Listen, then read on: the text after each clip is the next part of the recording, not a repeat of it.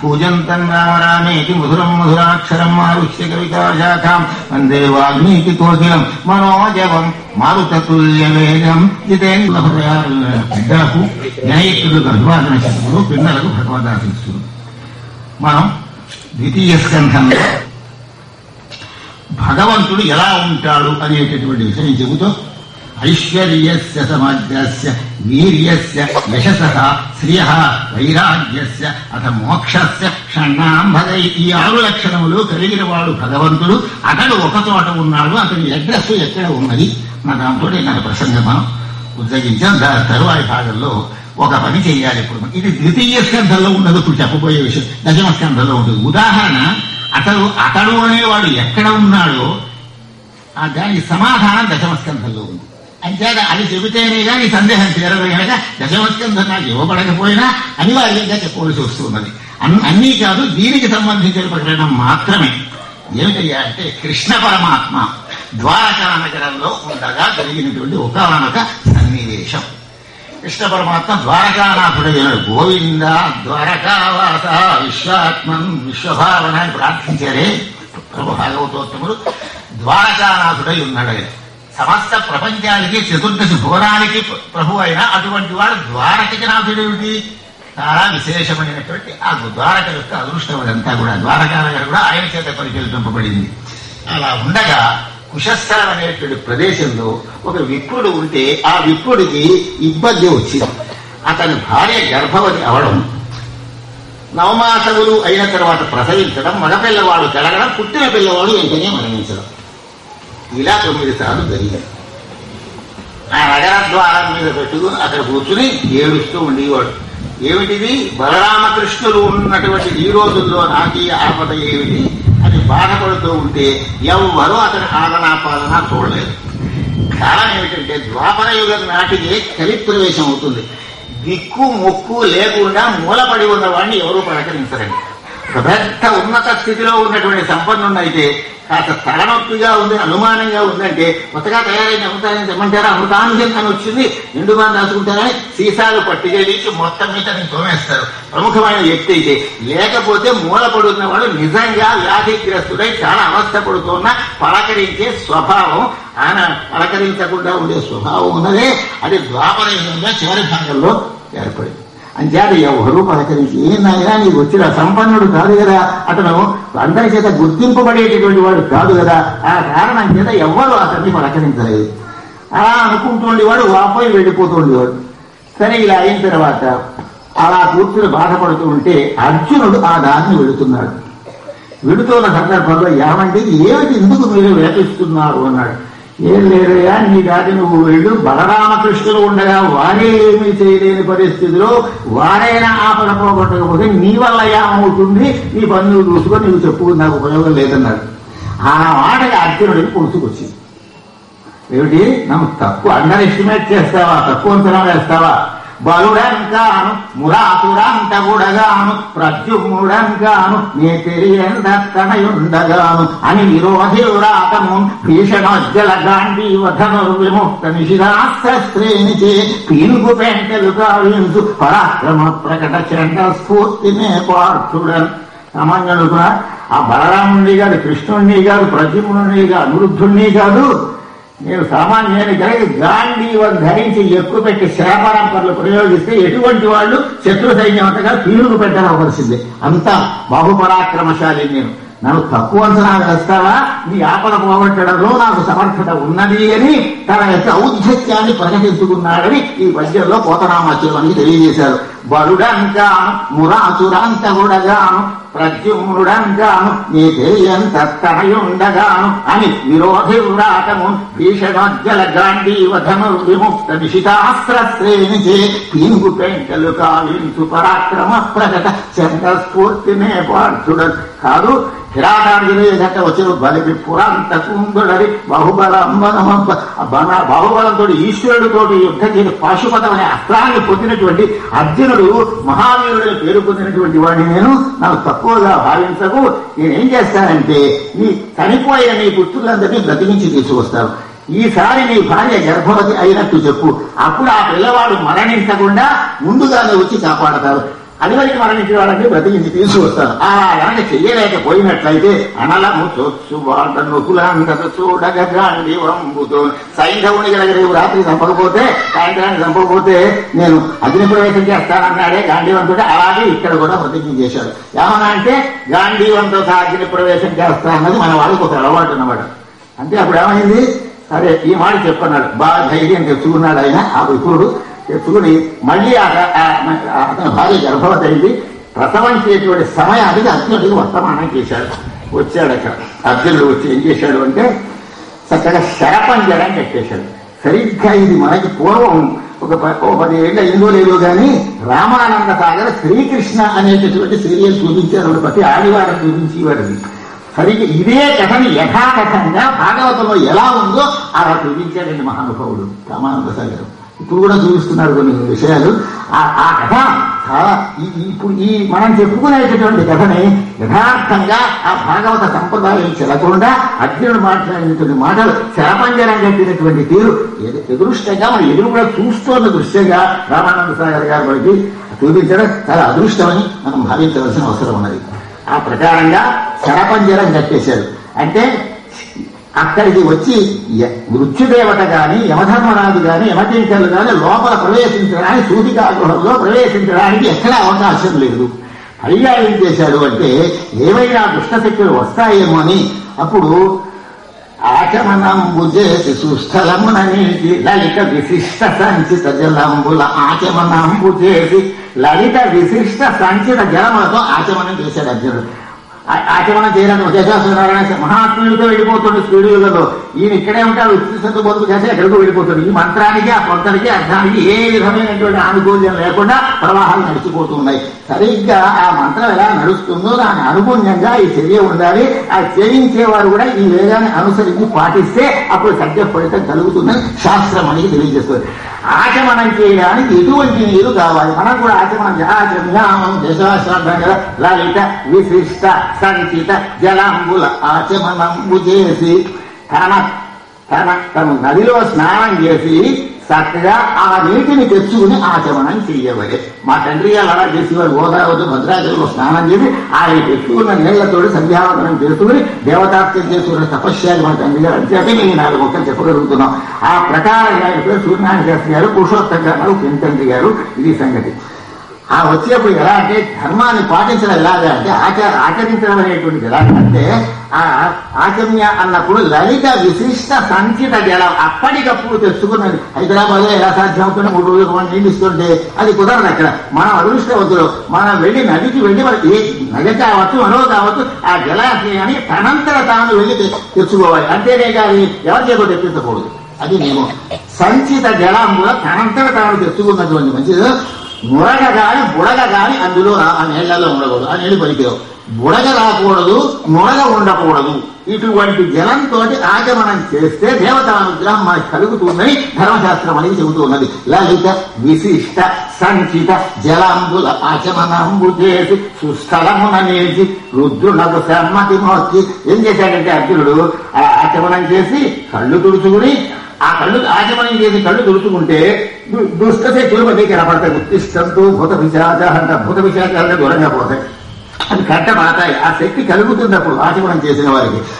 ఏం చేశాడంటే ఎవరైనా దుష్టులు వస్తున్నారేమో, ఈ పుట్టబోయే పిల్లవాడి యొక్క ప్రాణాలు తీసుకుపోయే వాళ్ళు ఎవరైనా వస్తున్నారేమో అని పరిశీలనగా చూస్తున్నాడు అర్జునుడు. ఆ సమయంలో సుస్థలమున నిలిచి రుద్రునకు సమ్మతి తనకు అస్త్రగురువు కదా పశుపతాస్త్రం ఇచ్చినటువంటి అస్త్రగురువు కదా శంకరుడు ఆయనకి నమస్కారం చేశాడు. గాంధీవం బలవడ ఎక్కువ పెట్టి కడియం బిగించి నిషంగ యుగ్మము జరుగుతూ ఉన్నట్టుగా రాశాడు పోతనామూర్తి ద్వారా కథని. అలా గాంధీవం ఎక్కువ పెట్టాడు. అమ్ములపులు సిద్ధం చేశాడు. అక్కడికి యమధర్మరాజు వచ్చినా, మృత్యుదేవత వచ్చినా, యమకింకర్లు వచ్చినా తన బాణానికి ఆహుతి కావాల్సిందే, సర్వనాశనం అవ్వాల్సిందే. అంత సన్నద్ధుడై ఉన్నాడు. ఉండేసరికి ఆమె ప్రసవ వేదన పొందడం, ఆ తర్వాత ప్రసవించడం జరిగింది. లోపలి నుంచి వార్త వచ్చింది, మగపిల్లవాడు కలిగినాడు. ఇంకా భయమేముంది? ఇదివరకంటే బందోబస్తు లేదు కనుక ఇబ్బంది కలిగింది. కానీ ఇప్పుడు బందోబస్తుగా ఉన్నాడు కదా అతను. ఎట్టి ప్రమాదం ఉండడానికి అవకాశం లేకుండా. కానీ పోతనామాత్యులు భాగవతంలో ఏమన్నారంటే అడవి రక్షలే అవలుండు అద్దిల్లు రక్షితుండు మందిరమునదసు. మొత్తం సారాంశంతో 2 మాటలు తెలియజేశారు పోతన గారు. అడవిలో దైవానుగ్రహం ఉన్నవాడు అడవిలో ఉన్నా కాపాడబడతాడు. ఎంత రక్షణ చేసి ఎంతమంది రక్షణ బదులు ఉన్నప్పటికీ వాడి మృత్యుయోగం ఉంటే మరణించి తీరతాడు, మందిరంలో అయినా సరే అని భాగవతంలో పరమ సత్యాన్ని తెలియజేశారు పోతనామాత్యులు. అడవి రక్షలేని అవలుండు అద్దిల్లు రక్షితుండు మందిరమున దస్సు.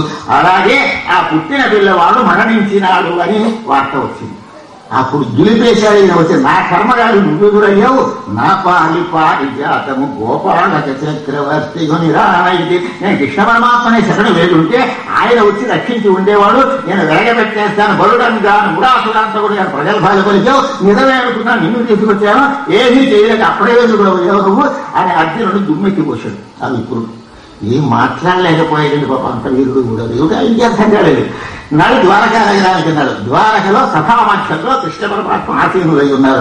అక్కడికి వెళ్ళి నీ చెల్లెని సుభద్రనిచ్చి పెళ్లి చేసేవయ్యారు, మహావీరుడు అర్జునుడు ప్రగల్భాదులతో మా బావగారు గొప్పవాడని ఇది సంగతి నాకు ఆటలను పోగొట్టలేకపోయాడు, ప్రగల్భాలు పలికాడు. ఎక్కడి పండుతను ఎక్కడి ఇరుగాలు ఈయన దుమ్మెత్తి పోసాడు. దుమ్మెత్తి కొట్టే 2 చేతులు ఎక్కండం. సరిగా ఆ మాట ఆ భాషలో పోతనామాచే 2 చేతులు దుమ్మెత్తిపోతున్న దృశ్యాన్ని పదజాలంలో కనపరిచారు. అది గొప్పతనం. ఎక్కడి పండుతను భవుడు ఎక్కడి విలుకాడు నీకెక్కడి నేమంబు. ఏది నోరెక్కలేకపోయింది పాపం. నోరెక్కలేక కృష్ణ పరమాత్మ సంజ్ఞ చేసి ఇప్పుడే వస్తానని ఎవరికి జారుకున్నాడు అర్జునుడు. ఈ అవమానం భరించలేక జారుకుని ఏం చేశాడు, దండపాన్ని సదనంబునటు యోగ విద్య పెంపుత. యోగ విద్య వస్తుంది కనుక యమధర్మరాజు యొక్క లోకానికి క్షణమాత్రంలో వెళ్ళిపోయి, ఎక్కడో అమెరికాలో మాట్లాడుతుంటే క్షణమాత్రంలో మాట ఎలా అయితే ఇక్కడ మనకి వినపడుతూ ఉన్నదో ఆ విధమైన యోగ విద్య ఉన్నటువంటి వాడికి అనుకునేసరికి అక్కడికి వెళ్ళే శక్తి కూడా ఉంటుంది. అది కూడా ముందు వస్తుందేమో మన మానవ లోకంలో తెలియదు. ఇంకా అనుకునేసరికి ఇతరమైనటువంటి లోకాల్లోకి వెళ్ళడం. అక్కడికి వెళ్ళి యమధర్మరాజు ఎందుకు వచ్చారన్నారు. ఫలానా రాజుకు ఆ బ్రాహ్మణుల యొక్క కుమారుడు 10 మంది ఉండాలి, మరి ఇది సంగతి వాడు ఇక్కడ ఉన్నాడు. ఆ లోకంలో యమలోకంలో అంతా పరిశీలన చేశాడు. భూసురతులే దినట్టి వాడు ఎక్కడా కనిపిస్తాడు. నరసురజక్షకిం పురుష నాగ నిశాచర. నరలోకం అంతా మనుష్యలోకంలో, స్వర్గలోకంలో, చతుర్దశ భువనాల్లో అన్ని లోకాలను పిశాచ గుహ్యక నివాసములను అన్నిటినీ పరిశీలన చేశాడు. ఎక్కడా కూడా భూసురతులే దినట్టి గతి సోప్పడకుండుట. ఆ బ్రాహ్మణుని యొక్క పిల్లలు మాత్రం ఎక్కడా కనిపించలేదు. క్రమ్మదం ధరణికి గురించి మళ్ళీ కిందకి వచ్చాడు భూమిలోకి. అగ్ని ప్రజ్వలింప చేసుకున్నాడు. ఏమన్నాను నేను గనక వాళ్ళని బ్రతికించి తీసుకుని రాలేకపోతే అనలను తొచ్చువాడ నువ్వులందరూ చూడక గాంధీ వంపుతో ప్రతిజ్ఞ చేశాను.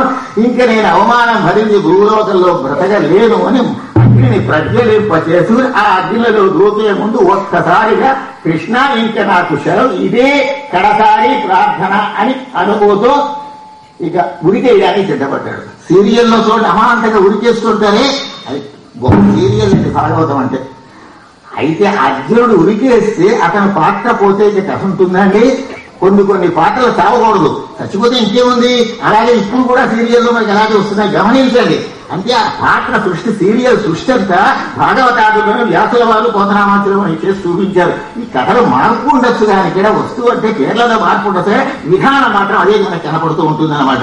ఆ ప్రకారంగా చారిత్రాత్మక జ్ఞానం, ఖగోళ జ్ఞానం, భౌగోళిక జ్ఞానం, తర్వాత ఆలోచనా శక్తికి సంబంధించి సర్వం పురాణాల్లో ఉన్నాయి మనకి.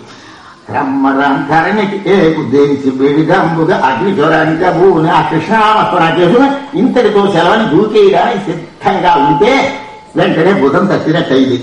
ఇలా చూశాడు. చూసేసరికి కనపడ్డారు. సొన్నభూసన్న చేల కటి చుట్టి కిరీటము మౌళి దాల్చి రేమన్నీయ తోట బుట్టు పెనుమానిక మక్కున చేర్చి వచ్చి చెంతం నిలిచాం దయారసమెదన్ బొదవన్ ఎదు వంశ దుఃఖవారాన్ని పూర్ణిమా విషదరశ్మి ధరస్మిత చారువత్రి పద్యం భాగవతంలోది కాదు, శ్యామకోన పాకాన్ని పడింది విజయ విలాసంలో పద్యం. ఆ కృష్ణ పరమాత్మ చిరునవ్వుతోటి కిరీటాన్ని ధరించి వనమాలంగ విభూషితుడై చిరునవ్వుతో పలకరిస్తూ భుజాన్ని కట్టాడే.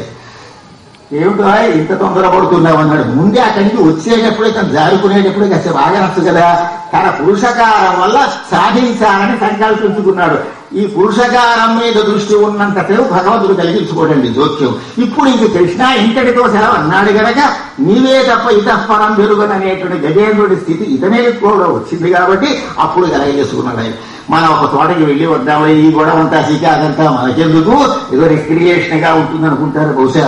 అలా పైకి వెళ్దామని రథం ఎక్కించుకున్నాడు ఆయన. ఆ రథం ఎక్కడికి వెళ్ళిందంటే మరుగతితో రథమే జనత్తరి, వాయు వేగంతో రథం వెళ్ళిపోయింది. ఎక్కడికి వెళ్ళింది? ఆకాశం మీద నుంచి వెళ్ళిపోతున్నది. వెళ్ళిపోతూ కటికి చీకటి లోకం, అంధకామిశ్రం అంటారు. ఆ కటికి చీకటి లోకంలోకి వెళితే గుర్రాలకి కళ్ళు కనపడలేదు దారి. అప్పుడు టార్చి లైట్ వేశారు కృష్ణ పరమాత్మ.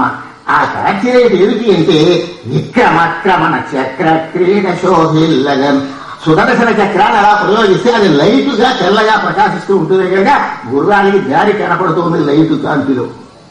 అలా ఆ రథాన్ని లాక్కుంటూ వెళ్ళే. ఇక్కడ ఒక విషయం ఉన్నది. మరి ఆ లోకం ఏమిటి? అంధకామిశ్ర లోకం. కటికి చీకటికి అమావాస్య నాడు చీకటి లేదు ఎవరైనా కనపడుతుందేమో.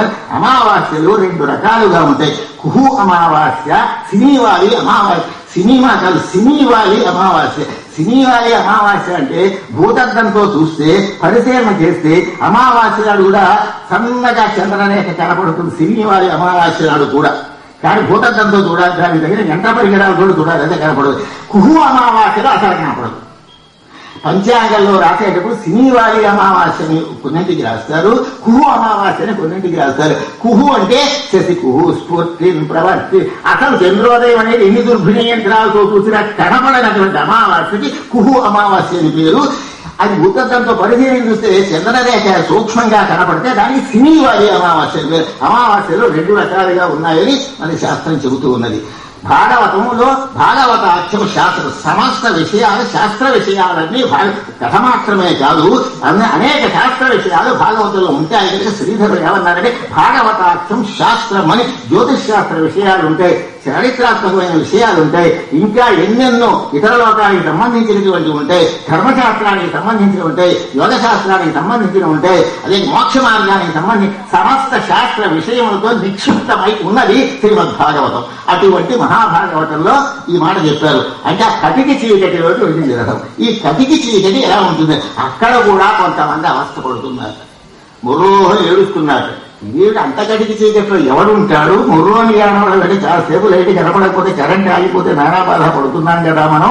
ఇలా ఈ చీకటిలో బాధపడేవాళ్ళు ఎవరు అని అర్జునుడికి సందేహం కలిగింది. మనకు కూడా కథ జరిగితే ఉంది. వాళ్ళు ఎవరో తెలుసునా?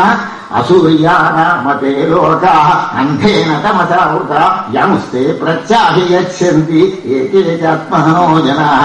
ఆత్మహత్య చేసుకుంటారు చూడండి. ఏం తింటాయి? పురుగుల మందుతాయి, తర్వాత రైలు కింద తలకాయ పెట్టి మరణిస్తారే వాళ్ళకి ఆ లోకం గతి. ఆత్మహత్య చేసుకుంటే ఇది ప్రేమించుకుందామని పెళ్లిళ్ళు ఎవరు రైలు కింద తలకాయ పెట్టి తెస్తే పురుగుల మందు తాగేస్తే అక్కడ కలుసుకుంటారు లేదా? అక్కడ ఏం కలుసుకోరు సరిగ్గా. వేరు వేరు దశల్లో కటికి చీకటిలో కొన్ని యుగాలు అవస్థపడతారు ఆత్మహత్య చేసుకున్నవాడు. ఆత్మహత్యని మానిపించడానికి వాళ్ళకి డబ్బు ఇవ్వడం, అసలు ఈ పాపభీతిని కలిగించే ప్రచారం ఎంతైనా అవసరం. అయ్యి బాబా అంత కటికి చీకట్లో అవస్థపడాలని కొంతమందికైనా భయం కలిగి ఎందుకులే తావడం ఎందుకులే వస్తే ఆత్మహత్య భగవంతుడు ఇచ్చినటువంటి శరీరాన్ని బుద్ధిపూర్వకంగా నశింప చేసుకుంటే, ప్రారంభాన్ని అనుభవించుకుంటే నశింప చేసుకుంటే శిక్ష ఏమిటంటే ఆ కటికి చీకటి లోకంలో చాలా కాలం బాధపడాలి. అసూర్యానామతే లోకా అంధేన తమసావృత యంస్తే ప్రత్యాభిగచ్చంతి ఏకేచాత్మహనో జనా. ఆత్మహత్య మా పాప. మన గవర్నమెంట్ ఒప్పుకోదు ఆత్మహత్య చేసుకుంటాడు అంటే భగవంతుని యొక్క ప్రభుత్వం ఒప్పుకోదు. ఏ గవర్నమెంట్ ఒప్పుకోదండి ఆత్మహత్య చేసుకోవడం. తనకి ప్రారంభాన్ని అనుభవించడం కోసం భగవంతుడికి విధించబడినటువంటి శరీరం ఉన్నది. దానితో కాలమరణం వచ్చే వరకు నిరీక్షించవలసిందే కానీ బలవంతంగా ఆత్మహత్య చేసుకోవడం మహాపాపం. కటికి చీకటి లోకంలో కొన్ని యుగాలు అవస్థపడాలి. వీళ్ళు అక్కడేం తెలుసుకోరు, అక్కడేం ద్రవ్యము రాదు, ఏమీ ఉపయోగం లేదు. అంటే ఆత్మహత్య మహాదోషం. ఆ బాధను సహించవలసిందే తప్ప ఆత్మహత్య ప్రయత్నం కూడదు. అలా చేస్తే ఆ కటికి చీకటి లోకంలో మూలుగుతున్నారు. అయ్యయ్యో ఇక ఎందుకు భూలోకంలో మనకి ఇచ్చిన శరీరాన్ని వదిలిపెట్టారు, ఇక్కడికి వచ్చా మనకు కలుసుకున్న లేదు, సుఖము పడలేదు, మొర్రు అని ఏడుస్తున్నట్టు ఆక్రందనం ఈ అర్జునుడి చెవికి వినిపించింది. అప్పుడు కృష్ణ పరమాత్మ అన్నారు, అసూర్య నామతే లోక అంతేన తమసావృత యాంస్తే ప్రత్యాభిగచ్చంతి ఏకేజాత్మహనో జనా అన్నారు.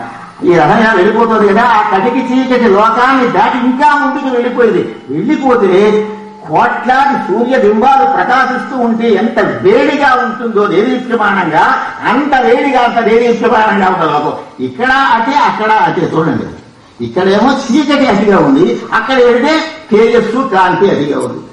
ఈ రెండు భరించలేక ఏం చేశాడంటే అర్జునుడు ఆ ఎండని చూడలేక కవ్వడి కన్నులు మూసుకొని ఆ తీవ్రమైన ఎండని చూడలేక ఒక సూర్యుడు కాదు 1,000,000 సూర్యులు ఒక్కసారిగా రోహిణి ఘాటులో నడిమింట ఉంటే ఎంత భీకరంగా, ఎంత దుర్నిరీక్షంగా ఉంటుందో ఆ సంబంధమైనటువంటి అనుభవం అతను కలిగిన కారణంగా కవ్వడి కన్నులు మూసుకొని.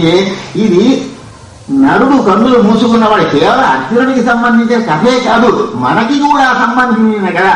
మనం కూడా ఏమంటామంటే నే చేయకపోతే ఎవరు చేస్తారా ఆ పని, నేను చేసి పెడతానే అని వాగ్దానాలు చేస్తాం మనం. కానీ చెయ్యలేక వాడు అనే మాటలు సిగ్గుపడతాం. మన జీవితానుభవాల్లో కూడా వస్తూ ఉంటాయి ఈ విషయానికి. అది అయిన తర్వాత సస్తే మంచిదని అనుకుంటాం. కానీ భగవంతుడు అనుగ్రహిస్తే ఆయుర్దాయం కలిగితే, భగవత్ సాక్షాత్కారం కలిగితే ఏదో సమస్య పరిష్కారం దొరుకుతుంది. భాగవతం అంతా మన కథ, మన చరిత్ర ఉన్నది. అర్జునుడికి నరుడని పేరు, మనం కూడా నరుడు అంటే అతని కథను అనుకోకనే మనం కూడా ప్రగల్భాలు పలుకుతాం, ఏది కాకుండా సావాలని చూస్తాం, ఏదైనా ఆలంబనం దొరికితే బాగానే ఉందని అనుకుంటాం. ఈ మానవ స్వభావం ఇలా లోకంలో ఉంటుందన్న విషయాన్ని చిత్రీకరించడం కోసమని బ్రహ్మసూత్రం యొక్క సారాన్ని వేదవ్యాసుల వారు భాగవత కథా వ్యాజంలో రచిస్తే సంస్కృతంలో దాన్ని ఆంధ్రీకరించారు పరమభాగవతోత్తమైనటువంటి పోతనామాచులు అని మనం రోజు అనుకునేటువంటి విషయం. ఆ ప్రకారంగా అక్కడికి వెళ్ళాడు. కవ్వడి కన్నులు మూసుకొని ఇంకా రథం ముందుకు వెళ్ళిపోతూ ఉన్నది. ఆ రథం వెళ్ళగా ఎక్కడికి వెళ్ళింది అంటే సముద్ర తీరానికి వెళ్ళింది. ఆ సముద్ర తీరం నుంచి చూస్తే ఆ సముద్రం మధ్యలో ఏదో చిన్న వస్తువు కనపడింది అర్జునుడికి. చిన్నదిగా కనపడుతూ ఉన్నది.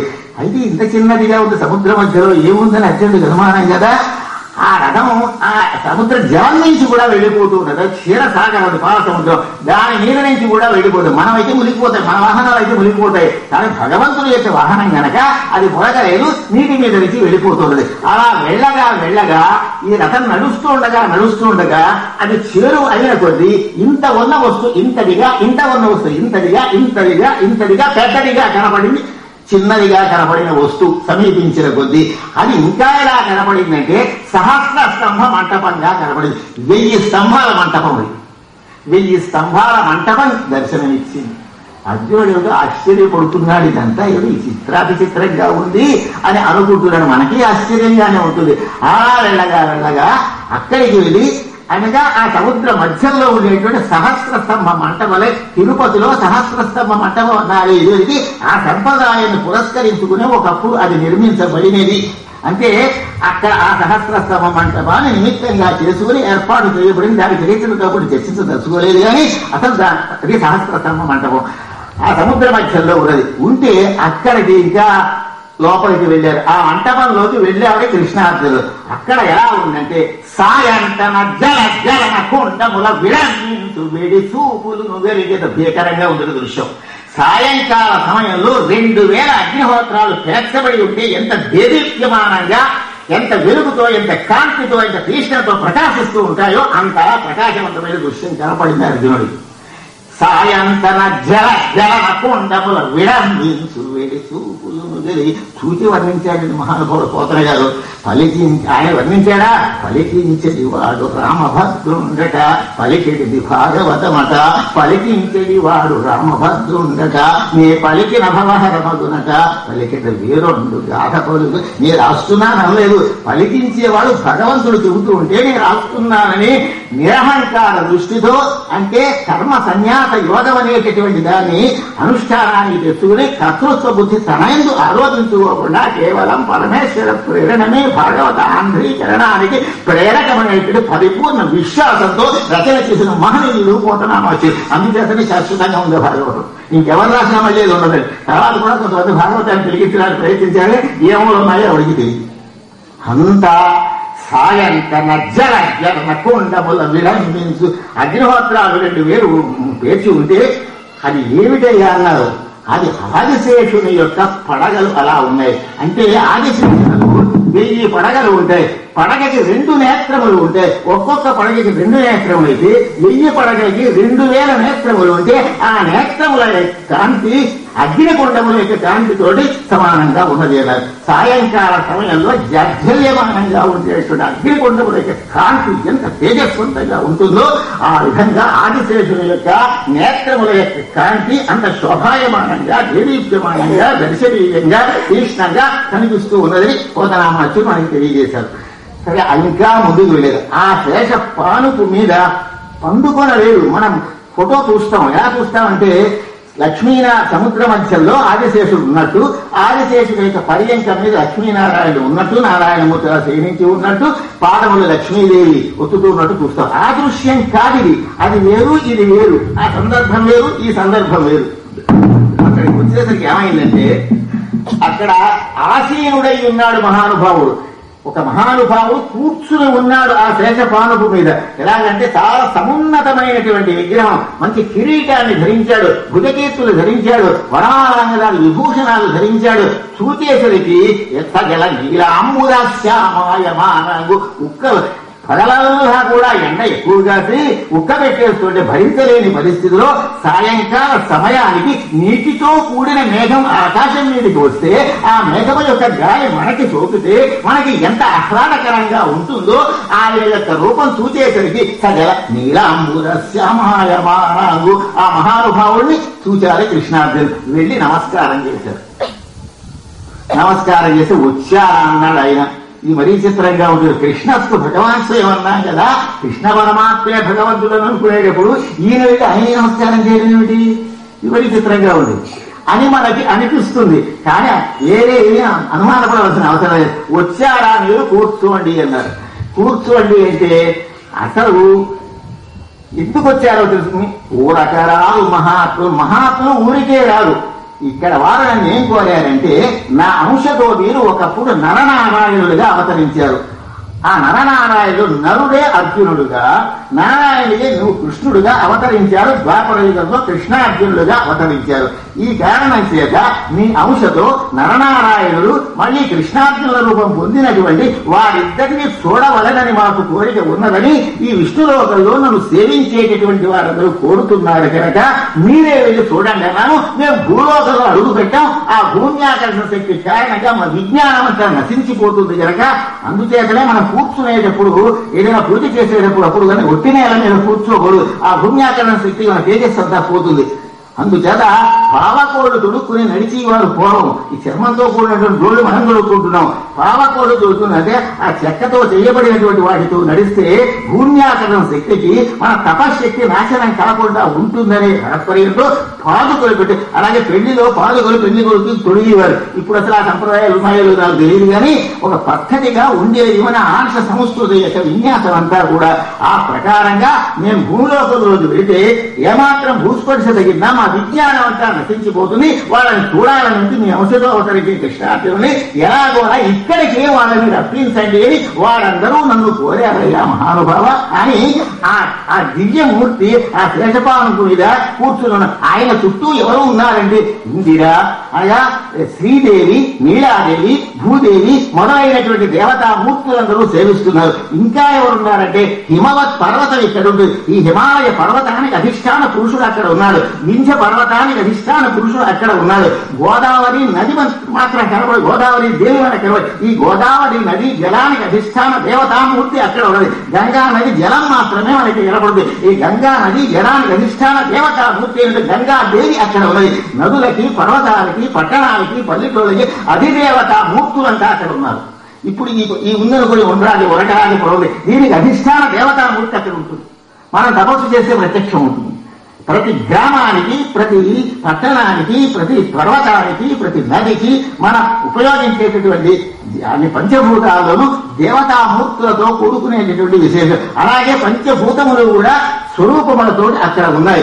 ఈ విధమైనటువంటి సన్నివేశం అంతా అర్జునుడి కంటపడింది. కృష్ణ పరమాత్మ కంటే ఆశ్చర్యం లేదు కానీ బహువుని యతీతాని జన్మానిత వజార్జున ఇలాంటివి నాకు పరిపాటిగా తెలుసును. నత్వం వేత్త నీకు తెలియదయ్యా, శత్రువుని చంపడమే నీకు తెలుసును కానీ అసలు ఉండేటువంటి వేదాంత రహస్యం తెలియదని అర్జునుడికి గీతలో చెప్పాడే, ఆ పరమార్థమే ఇక్కడ మనకి కనిపిస్తూ ఉన్నది.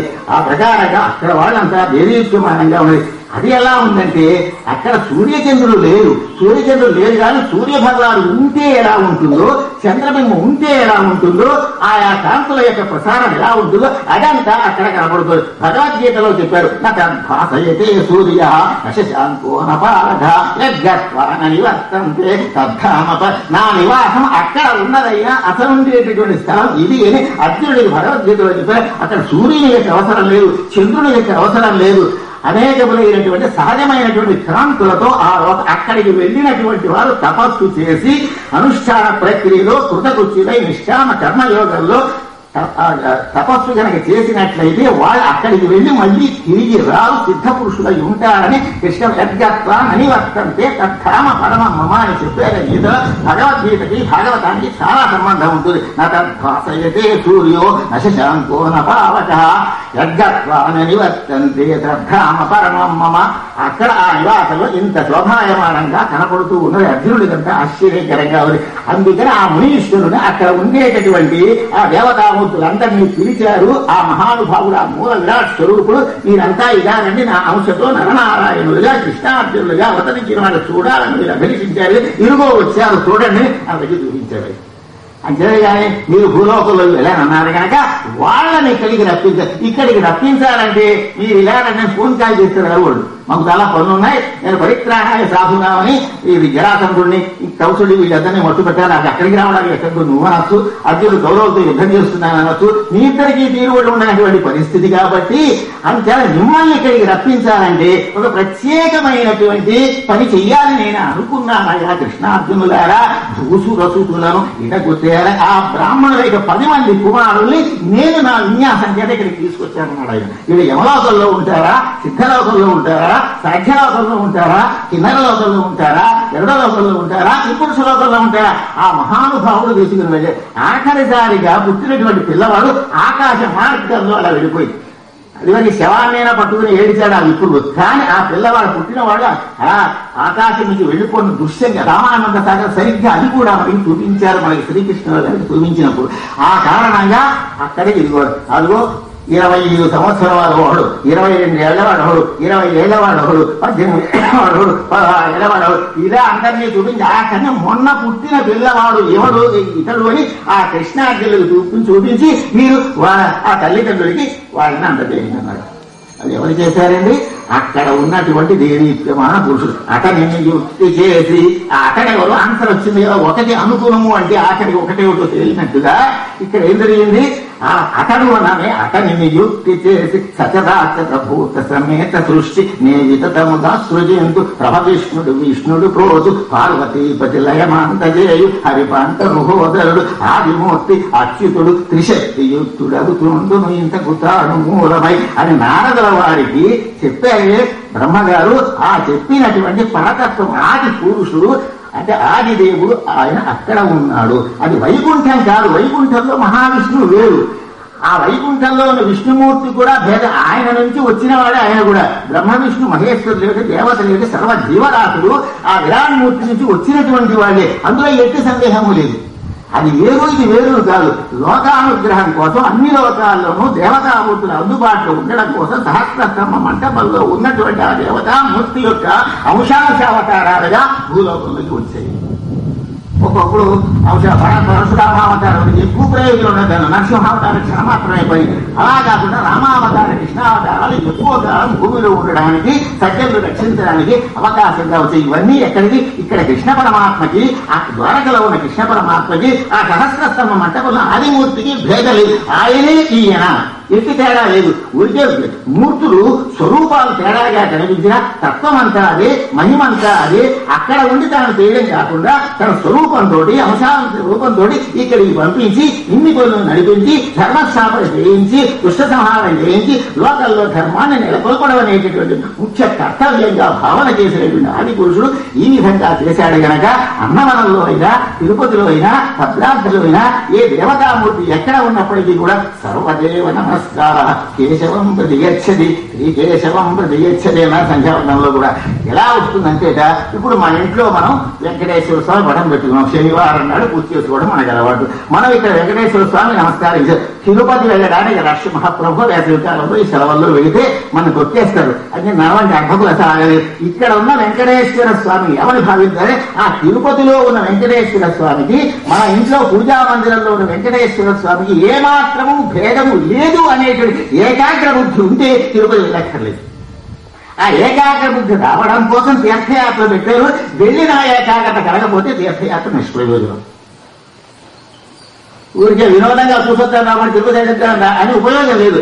అనన్యమైనటువంటి భక్తిని తోటి మనస్సును సర్వసమర్పణ చేయగలిగినటువంటి దృష్టి నీకు ఇక్కడ కలిగితే యాత్ర అనవసరం అన్నారు ధర్మశాస్త్రంలో. నువ్వు ఎన్ని యాత్రలకు వెళ్ళావు, ఎక్కడికి వెళ్ళక్కర్లేదు. నువ్వు భగవంతుని ఏకాగ్రంగా ధారణ ద్వితీయ స్కంధంలో ధారణ నిలవడానికి మార్గం చెప్పారు. నీ ఇంట్లో ఉన్నటువంటి పటం చూసుకుంటూ ఆ సహస్రస్తంభ మంటపంలో, ఆ తిరుపతిలో, ఆ అన్నవరంలో, ఆ భద్రాచలంలో ఉన్నటువంటి దేవతామూర్తి ఈ రూపంలో నా పూజా మందిరంలో ఉన్నావు మహానుభావ, నేను కృతకృష్ణుని అయ్యానని ఆనంద బాష్పాలు రాలుస్తూ ఉలకాంకురములతో నువ్వు నమస్కారం పెడితే పుణ్యమైంది, నీకు మోక్షప్రాప్తి కలుగుతుంది. అనవసరంగా అక్కర్లకి వెళ్ళి ఆరోగ్యం పాడు చేసుకోక్కర్లేదు, డబ్బు కూడా ఖర్చు చేసుకోక్కర్లేదని చెబుతుంది. అలా అని తీర్థయాత్రకు వెళ్లే వాళ్ళని వద్దని చెప్పడం ఉద్దేశం కాదు. ఓపిక ఉండే వాళ్ళకి అందరికీ ఓపిక ఉంటుందా?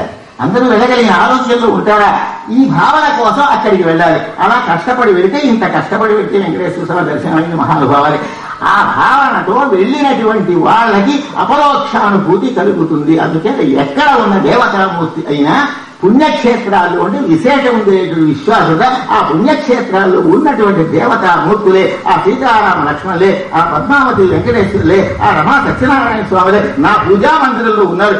అక్కడ ఆ మూర్తికి ఈ మూర్తులకి ఎట్టి భేదము లేదనేటువంటి పరిపూర్ణమైన భక్తి విశ్వాసంతో మనం నమస్కారం చేస్తే ఎక్కడికి వెళ్ళక్కర్లేదు అని మన ధర్మశాస్త్రం కూడా తెలియజేస్తుంది. అనవసరంగా ప్రయాసపడి ఆరోగ్యం చెడగొట్టుకుని నానాయాతనబడి జేబులో పోసేస్తే డబ్బు పోగొట్టుకుని అవస్థలు పడకని ముఖ్యంగా కావాల్సిన కాన్సన్ట్రేషన్ ధారణ.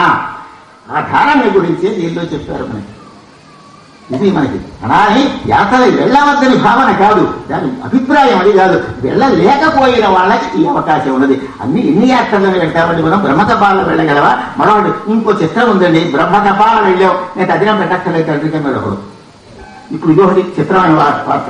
బ్రహ్మతపాలని పెన్న వేసేసానండి, ఇంక నేను తండ్రి తదినం పెట్టక తల్లి పెట్టక్కర్లేదు. ఎవరు చెప్తారు? నేను ధర్మశాస్త్రం అలా ఉందా?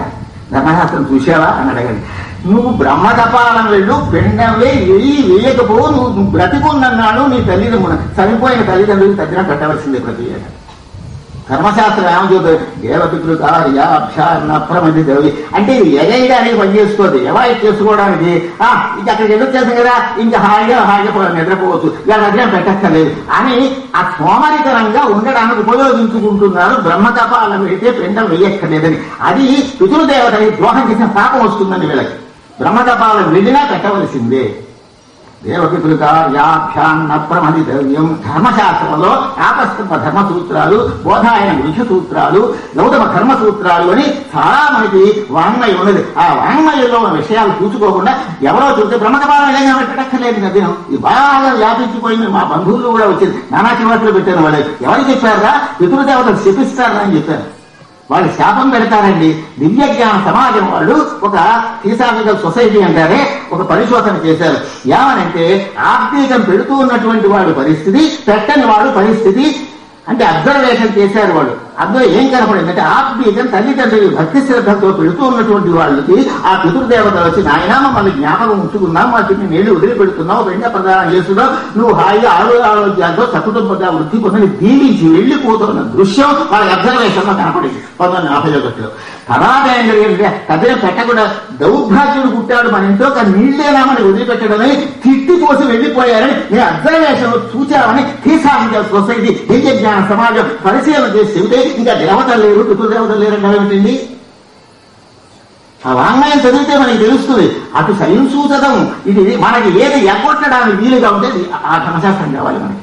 అక్కలేదండి ఇక్కడికి ఆ ప్రకారంగా ఉండకూడదు. అనగా అర్థం ఏమిటి అంటే యాత్రలకి వెళ్ళలేకపోయిన వాళ్ళకు కూడా తన పూజా మందిలో ఉన్న దేవతల మీద సమగ్రమైనటువంటి ధారణ బలంతో ధారణ అంటే ఏకాగ్రతకి సర్వస్వం మరిగిపోయి ఉండేటువంటి పరిస్థితిలో కలిగిన నమస్కారం చేయగలిగితే ఏ కోరికలు లేకుండా మరొక విషయం చెబుతా వినండి. దేవుడికి సరే అక్కడ ఆ శాస్త్ర మండపంలో ఉన్నది ఆ భగవానుడు ఆ పిల్లల్ని ఇచ్చాడు, తల్లిదండ్రులకి సమర్పించేశారు. వాళ్ళు ఆ తల్లిదండ్రులు చాలా సంతోషించారు. అక్కడ కథ అయిపోయి అసలు మనం భగవంతుడిని అర్చించే లక్షణం ఏమిటి భాగవతం ఎలా చెబుతూ ఉన్నది.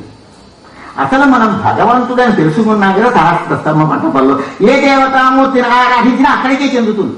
నువ్వు శివరూపంలో ఉన్న దేవుడికి నమస్కారం చేసినా ఏం చేసినా అక్కడికే చెందుతుంది. సర్వదేవ నమస్కార కేశవం ప్రతిగచ్చది శ్రీకేశవం ప్రతిగచ్చది, అక్కడికే చెందుతుంది. అందుచేత నీకు అనుమానం అక్కర్లేదు. కానీ ఆయన ఆరాధించేటువంటి పద్ధతి ఏమిటి, ఏ విధంగా ఆరాధించాలి భగవంతుడిని, ఎన్ని పువ్వులు పెట్టి పూజ చేయాలి. పువ్వుల పూజ లౌకికంగా మనకి ఉన్నది లోకంలో, కొబ్బరికాయ కొట్టడం ఉన్నది లోకంలో. కొడుతున్నాం కదా. ఎన్ని కొబ్బరికాయ కొడుతుందో మంచిదండి.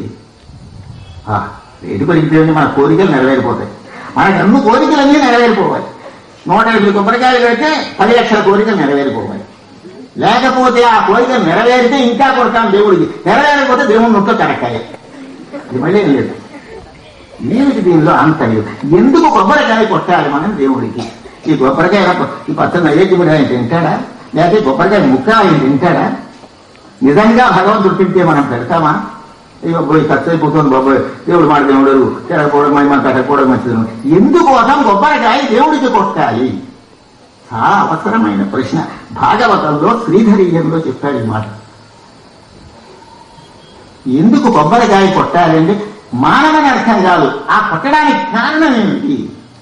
ఏ హేతువు చేత కొబ్బరికాయ కొట్టడమే సదాచారం లోకంలో ప్రవేశపెట్టబడింది పెద్దల చేత. ఏమిటో తెలుసురా? ఇప్పుడు మనకి కొబ్బరికాయ కొట్టాం, అందులో నీళ్లు సమృద్ధిగా ఉన్నాయి. ఆ నీళ్లు దేనిలో పట్టాం? పాత్రలో పట్టాం. ముక్క మధ్యకి పగిలి అమ్మయ్యా మా కోరికలు నెరవేరుతాయి. మధ్యకి పగిలితే లౌకికంగా కోరికలు నెరవేరుతాయేమో కానీ భగవంతుడు సంతోషించడానికి అడుగు భాగం తక్కువగా మిగలాలి. నారికేళ శాస్త్రాల గురించి 16 శ్లోకాలు ఉన్నాయి ధర్మశాస్త్రంలో. ఆ చివరి భాగం తీసేస్తాను, అక్కడ భాగం చిన్నదిగా పగలాలి. సామాన్యంగా ఎక్కువ జరిగేది మధ్యకేళ రోజు కంట్లోనే పగులుతుంది. కంట్లో పగిలితే ఏదో కీడు తిరిగిపోయినట్టు, మధ్యకి పగిలితే కోరికలు పెరిగిపోయినట్టు. అసలు మనకి మోక్షం భగవంతుడు అనుగ్రహించాడు. నువ్వు కొబ్బరికాయ కొట్టడాలే అడుగు భాగం తక్కువగా మిగలాలని నారికేళ శాస్త్రానికి సంబంధించిన 16 శ్లోకాల్లో ఉన్న అంశంలో అదొకటి. సరే కొట్టావు బాగానే ఉంది. ఎందుకు కొట్టినట్టు? ఈ జలం అంతా ఒక తోట పట్టావు, కొబ్బరికాయ ఎగరబెట్టావు. ఆ నీళ్లు అమ్మాయ్యా ఇంతసేపు పూజ చేశాం, బాగా నీరసంగా ఉంది, తల ఎక్కించినట్టుగా ఉంటుంది, అమాంతంగా తాగేస్తాం. అప్పుడు దాని మీద దృష్టి నాలాంటి వాడి మిమ్మల్ని అంటలేదు మన ప్రభు. ఏంటంటే అమ్మయ్య ఆ దేవుడు కొట్టాను, ఈ రూపాయన కాస్త తెలైన ఎక్కించినట్టుగా ఉందిరా అన్నారు. ఎందుకు కొబ్బరికాయ కొట్టావు? ఎందుకో తెలిసినా, ఈ కొబ్బరికాయ మధ్యకి పగిలిందంటే ఎలా పగలని లోపల ఉన్నటువంటి కొబ్బరి ముక్క దేన్ని అంటుకుని ఉన్నది? పెంకుని అంటి పెట్టుకుని ఉన్నది. కొబ్బరి పెంకు ఉంటుంది కదా, ఆ పెంకుని అంటి పెట్టుకుని ఉన్నది. నీళ్లు ఉన్నాయి, ఈ నీళ్లు ఇందులో ఓ పాత్రలో పోసేసాం. అంటే ఇక్కడ ఉన్నటువంటి లోపల ఉన్న కొబ్బరి పదార్థం పెంకుని అంటి పెట్టుకుంటుంది. అట్లగా తెల్లగిస్తేనే కానీ ఆ ముక్క రాదు కదా మనకి. ఏదో ఆయుధం గుచ్చుకుంటే గాని ఆ ముక్క మనకు వస్తుందండి, రాదు. అందుకే అంత గట్టిగా పెంకుని అంటి పెట్టుకుని ఉన్నది లోపల కొబ్బరి పదార్థం. సరే ఇంకో కొబ్బరికాయ తెచ్చారు, తెస్తే అది కొట్టారు. కొట్టేసరికి ఆ పెంకు విడిపోయింది, కానీ లోపల ఉన్న కొబ్బరి అలా గుండులా అలాగే ఉన్నది. అదేమైనా చెడిందా? చెడిందండి. అబ్బాయి ఇది కాదురా, నీళ్లున్న కొబ్బరికాయ కొట్టాలరా దేవుడికి, ఇది పూర్ణాహుతికి పనికొస్తుందిలే అని ఆ ప్రయత్నం విరమింప చేస్తాను. మన చేత ఇది దొరుకుతున్నదా లేదా? నీళ్లున్న కొబ్బరికాయ కావాలని అడిగాడు దేవుడు. ఏమన్నా నీళ్లున్న కొబ్బరికాయ కావాలని అడిగాడు మమ్మల్ని? హేతువాదం అంటారే మనకి నిజమైన హేతువాదం. హేతువాదం చేసే వాళ్ళని చెప్పుకుంటారే వాళ్ళకి నిజమైన హేతువాదం కాదు, మనదే కారణం చూపించే వాదం. ఎందుకో వినండి, అద్భుతమైన విషయం సంస్కృత భాగవతంలో శ్రీధరులు మనకి తెలియజేశారు. తెలుగులో ఇది కనిపించదు. సంస్కృత భాగవతంలో ప్రహ్లాదుడి యొక్క చరిత్రలో ఇంత ప్రహ్లాద చెప్పకూడదు అని చెప్పరు కానీ ఆ ప్రహ్లాదుని కత్తితో నరికేశారు కదా, చూలాలతో పొడిచారు కదా. తను నిశాచదుల్పొడువ దైత్య కుమారుడు మాటి మాటికి ఓ పన్న కషాయి ఓ ధనుజ భంజన ఓ జగదీశ ఓ మహాపన్న శరణ్య ఓ నిఖిల పావనయంతును తించుగాని తనుల నీరు తేడు భయజంప సమేతుడు కాడు పరీక్ష మహారాజా అని ఎందుకు ధర్మరాజా అని నారదులుగా చెప్తున్నారు ధర్మరాజు గారికి. ఎంత పొడిచినా నరికి వేసినా నరకబడ్డం లేదు. అతను ప్రహ్లాదుని గలతో కొట్టినా కావడం లేదు, ఏనుగుతో తొక్కించినా కావడం లేదు, మంటల్లో పడేసినా కావడం లేదు. ఏ విధంగానూ కూడా చావకుండా ఉంటే బెంగ పెట్టుకున్నాడు. ఇన్ని శిక్షలు విధించా వీడు చావలేదు, వీళ్ళు ఏముందో వీడు వల్లే నాకు మరణం వస్తుందేమో మనస్సులో బాధపడ్డాడు హిరణ్యకశిపుడు. ఏమిటి దీనిలో ఉన్న విషయమని ఆ ప్రకరణంలో శ్రీధరుడు మనకి తెలియజేశారు సంస్కృత భాగవతంలో.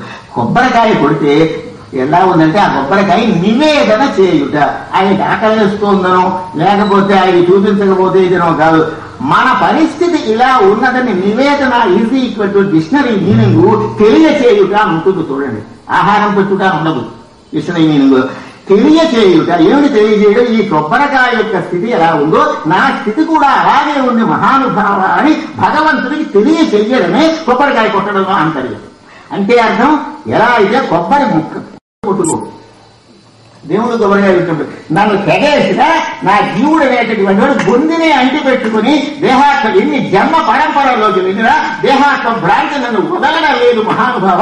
దాన్ని సడలింపజేసి కృతార్థుని చేసి కురుడి పదార్థంగా చేరిస్తే లోపల ఉన్నటువంటి జడ ప్రకృతి కనుక అంతరించిపోతే కురుడికాయలో ఉంటే జ్ఞానానికి సర్వకర్మాన్ని భస్మసాత్తులు చేసిన జ్ఞానాటిలో పూర్ణ అంత చేయడానికి పనికొస్తుందని ఆ కురుడి కొబ్బరికాయ వలె నా పరిపూర్ణ స్థితిని సంతరింప చేయవలసిందని భగవంతుడికి తెలియచేయడమే కొబ్బరికాయ కొట్టడం ఆంతర్యంగా మన శ్రీధరీయులు భాగవతంలో తెలియచేశారు. ఇంత విశేషం ఉందని. ఎందుకు కొట్టావయ్యా? మనం తినడానికి ఉపయోగిస్తోంది. కొత్త తినరా, నమ్మక తినరా, దేవుడు ప్రసాదాల భక్తి కాదు, మనం తినాలని తింటున్నాం. ఇదంతా కూడా యాజ్ఞవల్క్య మహర్షి బృహదారణ్యోపనిషత్తులో చెప్పారు. ఇవన్నీ పైకి ఇలా చెబుతూ ఉంటారు. వీడు ఆత్మనస్తు కామాయ సర్వం ప్రియం, తన కోరిక నెరవేర్చుకోవడం ప్రధాన ప్రతి వాడికి కూడా. ఆత్మనస్తు కామాయ సర్వం ప్రియం భవతి. ఎదటి మీరు పెట్టారు కనుక తిన్నారండి, లేకపోతే తిన్నట్టు ఒట్టికి వీడికి తినాలనే ఉంది.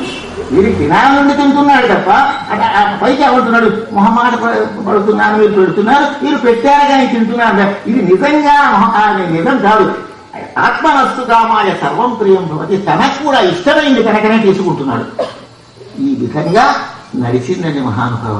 అంటే అర్థం ఈ పరిపక్వ స్థితితోటి మనం భగవంతుడికి ఆరాధన చేయవలే. ప్రహ్లాదుడి యొక్క మన జీవాత్మ ఎలా ఉన్నది? ఈ బొండి అనే పెంకుతోటి అంటి పెట్టుకొని లేదు. అందుకే అదే కాకుండా అతని యొక్క శరీరం కూడా హరిమయం అయిపోయింది. ఆ శరీరం కూడా తెగలేదు.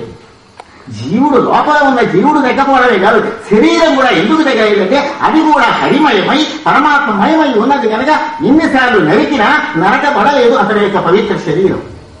అది విశేషం. అంతటి పరిస్థితిలో శరీరానికి కలిగిన బాధని కనడిగా భావించుకోలేదు. హాయిగా పానీయంబులు త్రాగుతును గుడుచుతును సర్వకాల సర్వావస్థలకు హరినామం చెయ్యడమే పరమార్థమని పూర్ణంగా విశ్వసించిన పరమ భాగవతంలో మొట్టమొదటి వాడు కనుక ప్రహ్లాద నారదమన మొట్టమొదటి అతని పేరు చెప్పారు. తను నిశాచదుల్పొడు దైత్య కుమారుడు బాధగా అనలేదు. ఓ పన్న గశాయి ఓ ధనుజ భంజన ఓ జగదీశ ఓ మహాపన్న శరణ్య ఓ నిఖిల పావనయంతును తీర్చుగాని కనుల నీరు తేడు భయకంప సమేతుడు కాడు భూమర అని ఆ స్థితి మనకి రావాలి. అందుకోసం కొబ్బరికాయ కొట్టండి. పువ్వులతోటి ఎన్ని పువ్వులు ఎట్టి పూజ చేసేవారు. అద్వేష్ట సర్వం గీతలో చెప్పారు. అద్వేష్ట ఎవరిని నువ్వు ద్వేషించవద్దు. ద్వేషం అనేది నీలో ఉంటే నువ్వు ఎన్ని పూజలు చిత్తశుద్ధి లేని శివ పూజలేరయ్యా అన్నాడు వేమన్న గారు. చిత్తశుద్ధి అంటే ఎవరి మీద ఆయన ద్వేషం పెట్టుకుని నేను చేసే పూజ ఆహారం వల్ల అవుతా వాడికి సావాయా శత్రువు అన్నాడు అనుకోండి, నిరుపయోగం వాడు చేసే తపస్సు కానీ ఈ పూజ కానీ అది భక్తికి లక్షణం కాదు. ఉపవాస వ్రతస్య ఉచ్చశీల మఖ సంధ్యోపాస రాత్రి క్రియా జపదానాధ్యయనాది కర్మముల మోక్ష ప్రాప్తి చేకూరదు. ద్వితీయ స్కంధంలో 18 రాశారు పోతన గారు. ఏమనంటే నీ ఉపవాసాలు చేసినా ఉపయోగం లేదు, ఏ విధమైన పనులు వ్రతాలు చేసినా నీకే ఉపయోగం. అయితే అన్ని మానేయమని కాదు, దానికి ఒక షరతు ఉన్నది.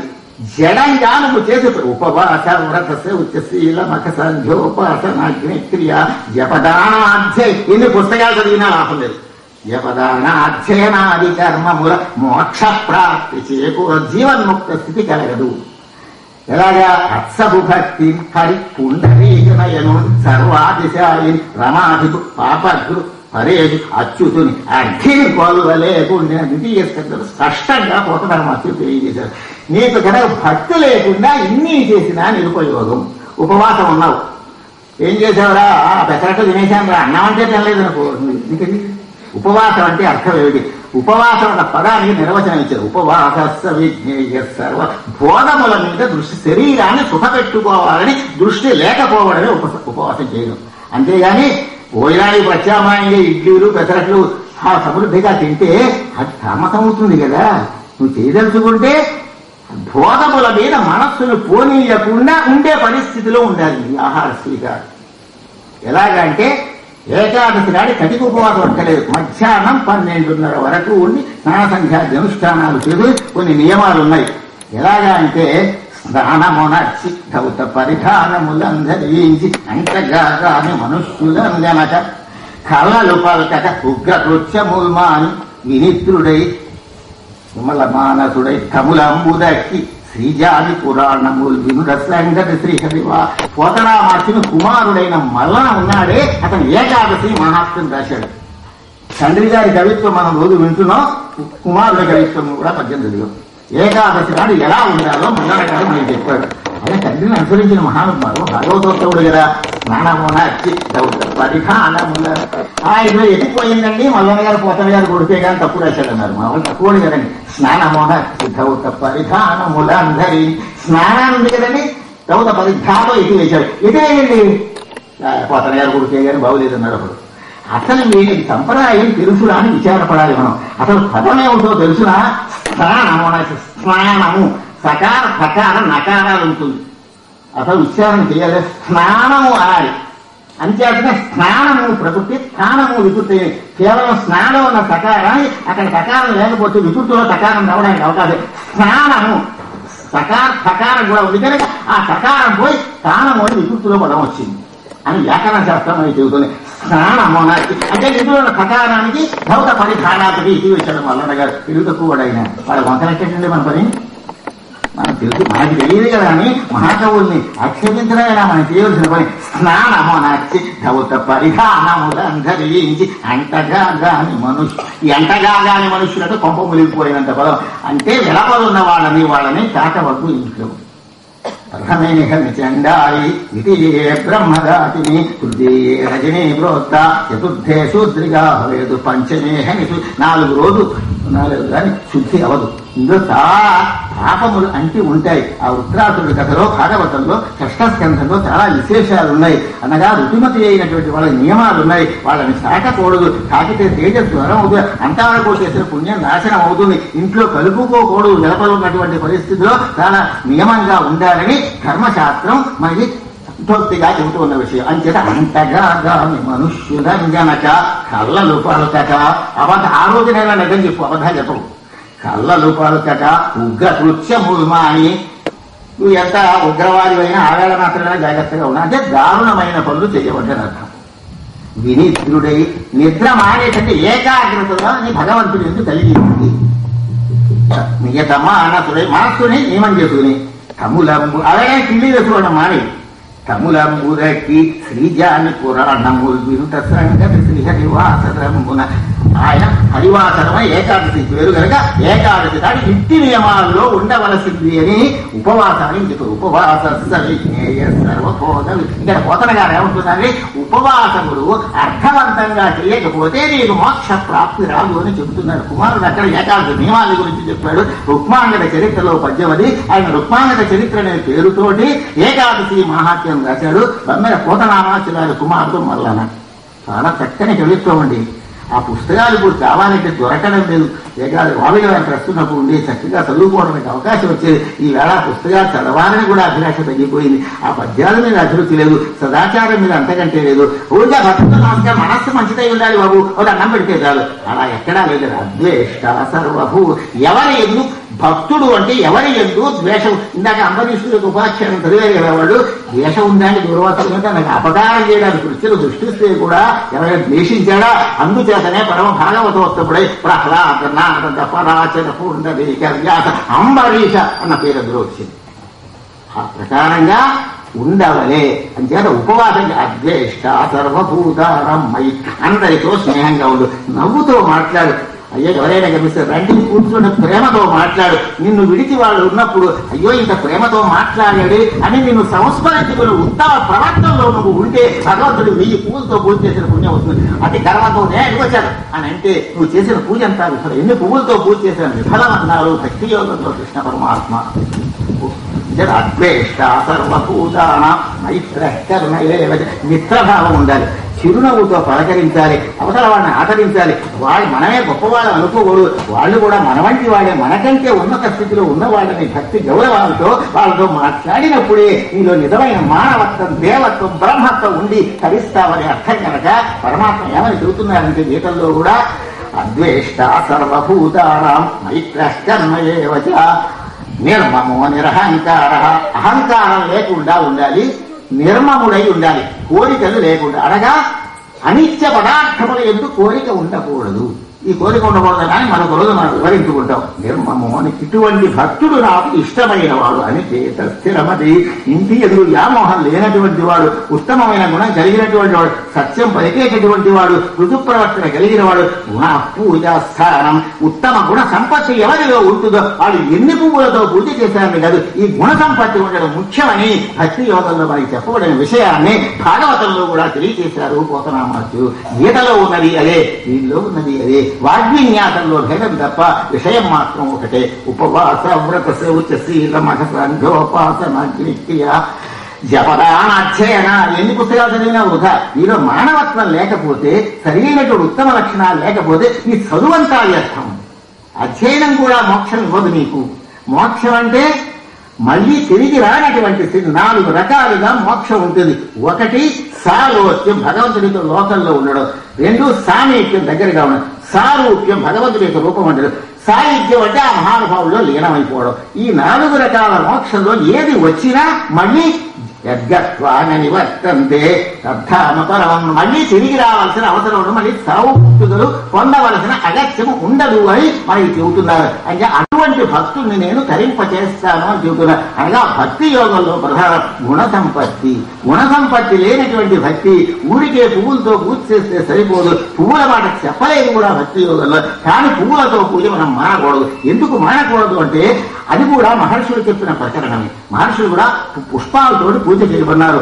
అలాగే మొదటి రేటితో ఈశ్వరుడికి పూజ చేయొద్దన్నారు. కొన్ని పువ్వులు కొంతమందికి వద్దన్నారు. ఈ పుష్పాలతో పూజ చేస్తే ఈ ఫలం అన్నారు. అంటే మహర్షులు చెప్పినటువంటి మాట ఇది గౌరవం వచ్చి పుష్పాలతో కూడా మనం పూజ, గుణాలే ప్రధానం అన్నారండి, పుష్పాల పూజ అక్కర్లేదని అనుకోవద్దు, అది ఒక ఆచారమే. ఈ పుష్పాలతో పూజ చేసేటప్పుడు ఈ మంచి గుణాలు వృద్ధి పొందేటువంటి సంస్కారయుతమైన ఆలోచనతో కనుక మనం ఉంటే భగవద్ అనుగ్రహానికి కారణం అవుతుంది. లేకపోతే జీవితం అంతా వ్యర్థమైపోతుంది. ఉపవాస వ్రత శౌచ శీల మగ సంఘోపాసన క్రియ జపదానాధ్యయనాది ధర్మముల మోక్ష ప్రాప్తి చేకూరదు. అత్సగు భక్తి, స్వచ్ఛమైన భక్తితో హరి పుండరీకనయను సర్వాతిశాయిని పాపత్ను రమేష్ అచ్యుతుని అర్థిని కొల్వలేకుండిన ఏకాగ్రతతో భగవంతుడి గనక గుణ సంపత్తితో కూడిన ఏకాగ్రతతో గనక నువ్వు ఆరాధించకపోతే నీకు మోక్షం రాదు. పునరావృత్తి రహితమైన శాశ్వత పరబ్రహ్మానంద ప్రాప్తికి నీవు అర్హుడవు కావు అని భాగవతంలో 2వ స్కంధంలో నువ్వు అది భక్తి యోగంలో భగవద్గీతలలో సమానంగా చెప్పబడిన విషయాన్ని మనం చూసాం. ఇంతకీ ఈ విషయాన్ని చెబుతున్నది ఎవరండి? శ్రీశుకుల వారు చెబుతున్నారు కదా. శ్రీశుకుల వారు ఇలా చెప్పేది. ఈ శ్రీశుకుల వారు అసలు ఎటువంటి వాడో నిన్న మనం పద్యం చదివాం. ఏమిటి ఆ పద్యం? ఈరని లోకులంటిని ఎగులు పలకనివాడు, కోరికలు కోరనివాడు, కూటువల కూడనివాడు, వృధా ప్రపంచము చేరనివాడు, దైవగతి చేరిన లాభము తూచి తుష్టుడై నెరనివాడిని చందమున నేర్పులు చూపనివాడు. అంత గుణ సంపత్తి కలిగిన ఇంత ఇది ఇవ్వలేదని ఎవరిని నిందించలేదండి మహానుభావుడు.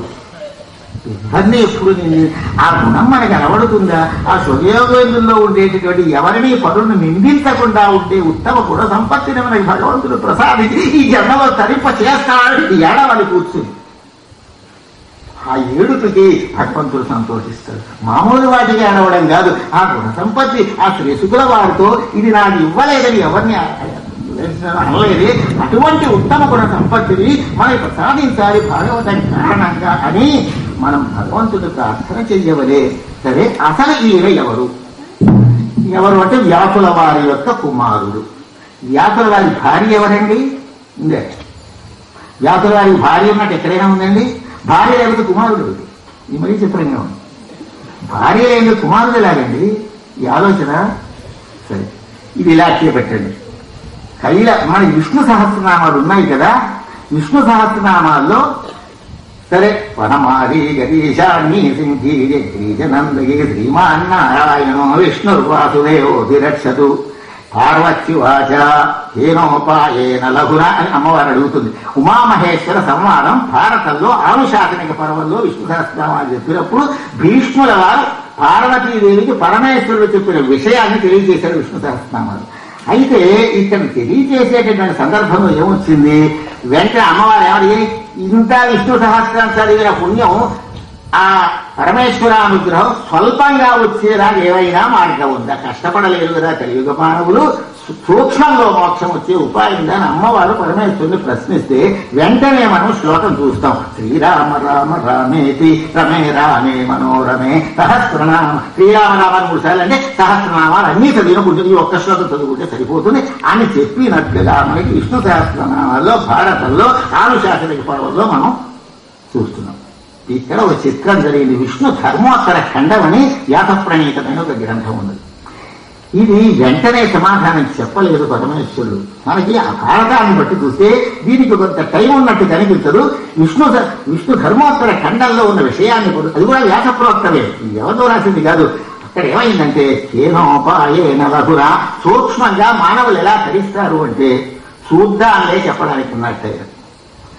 కొన్ని నెలల పాటు చెప్పలేదు. ఈ వచ్చిన వాళ్ళకి ఇదోడు వెంటనే చెప్పారండి కొంతమంది. ఈ లక్షణ కొంతమంది ఉంటుంది చూడండి, తెలిసిన వాళ్ళు ఇది చెప్పాలి తర్వాత చూద్దామండి వైలే వేస్తారు. అది ఒక ప్రెస్టేజ్ అనుకుంటారు. అలాగే పరమేశ్వరుడు ఏం చేశారు? వీళ్ళ వల్లే నటన చేసి చూద్దాంలే చెప్తాలే అన్నారు. కొన్నాళ్ళు అయిన తర్వాత విసుకొచ్చింది అమ్మవారికి. వెంటనే శ్రీరామరామాయణ అంటే చెప్పలేదు. సరే, అందరూ కూర్చుని ఉన్నారు. అందరూ కూర్చున్నప్పుడు ఏమంటే ఈవేళైనా మీరు చెబుతారా చెప్పరా? అసలు సూక్ష్మంలో విష్ణు సహస్రనామం చదివిన పుణ్యం మోక్షం రావాలని నేను నిర్ణయం నుంచి అడుగుతున్నాను. ఇలా వాయిదా వేసుకుంటూ వచ్చారు, ఈవేళ చెప్తారా చెప్పడానికి కొంచెం అమ్మవారు ప్రణయ కోపాన్ని ప్రదర్శించింది పార్వతీదేవి. అలాగే చూద్దాంలే అన్నాడు మళ్ళీని. ఇదొకటి అనేసరికి రోజు ఆయన చెప్పే మాటలకి అక్కడ శివానుచరులు ఉంటారే, ప్రమథ జనాలు మహర్షులు రోజు ఇప్పుడు కూడా కైలాస నగరే రమ్య కైలాస పర్వతం మీద ఆ శిఖరం మీద ఒక మందిరం ఉంటుంది. ఆ మందిరంలో కూర్చుని ఉంటాడు పరమేశ్వరుడు. ప్రక్కన అమ్మవారు ఉంటుంది. అమ్మవారు ప్రశ్న అడుగుతాడు. అందరి సందేహాలు తీరి అందరికీ రోజు ఉపన్యాసం చేస్తారు పరమేశ్వరుడు. ప్రతిరోజు చూస్తాడు. సరే, ఆ చెప్తున్నారా నాట్యం చేయడం కూడా జరుగుతుంది. ప్రదోషమైన నాట్యం చేస్తాడు. ఆ ప్రవచనం చేస్తూ ఉన్నటువంటి సందర్భంలో ఒక్కసారి చూశారు సభ వైపు పరమేశ్వరుడు. ఈ వేళ వెళ్ళిపోండి, నేను మీకు అమ్మవారు ఏమని అడుగుతుంది, ఈ వేళని చెప్తారా లేదా అండి కదా అనేసరికి ఈయనేమన్నాడు, మీరందరూ వెళ్ళిపోండి ఇలాగన్నాడు. ఎవరూ కదలలేదు. ఏమిటిది ఇప్పుడు వెళ్ళిపోవడం నిజం మంచి విషయం చెబుతూ ఎందామని వస్తే ఈ వేళ ఏమీ లేదంటున్నారు అని ఎవళ్ళు కదలకుండా కూర్చున్నారు. వెళతారా వెళ్ళరా అన్నాడు ఆయన. ఎవళ్ళు కదలలేదు. ఏ మాట అంటే వాళ్ళు వెళ్ళిపోతారో ఆ మాట అన్నారు పరమేశ్వరుడు. విష్ణు ధర్మోత్తర ఖండంలో విషయం ఏమన్నారంటే, నేను నా భార్యతో రహస్యాలు మాట్లాడుకోవాలని మీరు పోండి. ఈ మాట అన్నాక ఎవరన్నా ఉంటారండి? నేను భార్యతో రహస్యాలు మాట్లాడు. అమ్మవారికి ఒళ్ళు మండిపోతూ ఉన్నది. ఏ మంచి విషయం లేదు, చెప్పడం లేదు సరిగదా. వెళ్ళిపోమని ఏదంటే నేను లోపల మాత్రం దహించుకుపోతున్నది అమ్మవారి కోపం. ఏం చేస్తుంది? పైకి మాట్లాడడానికి లేదు కదా. ఇక ఆ మాట అనేసరికి భార్యతో రహస్యాలు మాట్లాడాలనేసరికి అందరూ ఎవరిదాన్ని వాళ్ళు ఇళ్ళకి వెళ్ళిపోయినారు. వెళ్ళిపోతే అమ్మవారి కోపం, మీ కళ్ళు చల్లగా ఉన్నాయా ఇప్పుడు అందరినీ పొమ్మంటారా? మరి ఏం పనండి ఇది? అదే తర్వాత చూద్దాం ఎప్పుడు ఇదే మాట. అదే కానీ నీతో ఒక రహస్యం, ఏ రహస్యం ఏమిటండి? మరి సిగ్గు లేకుండా ఈ మాట మాట్లాడతారు. ఇవన్నీ శ్లోక రూపంలో ఉన్నాయి. మరి ఇంకా చాలా సేపు పడుతుంది. సిగ్గు లేకుండా మాట్లాడతారా? నాతో ఏకాంతంగా మాట్లాడతారని లజ్జావిహీనులు అవి మాట్లాడతారా? ఏమో న్యాయంగా ఉందా? సరే కానీ అక్కడ కూడా ఎవరో ఒక్క పిట్ట కూడా కనపడకూడదు, పక్షి కూడా కనపడకూడదు, నీతో రహస్యం మాట్లాడాలి. అమ్మవారికి ఒళ్ళు మండిపోతూ ఉన్నది. ప్రయాదేవ సంక్రుద్ధ అన్నట్టుగా ఉన్నది.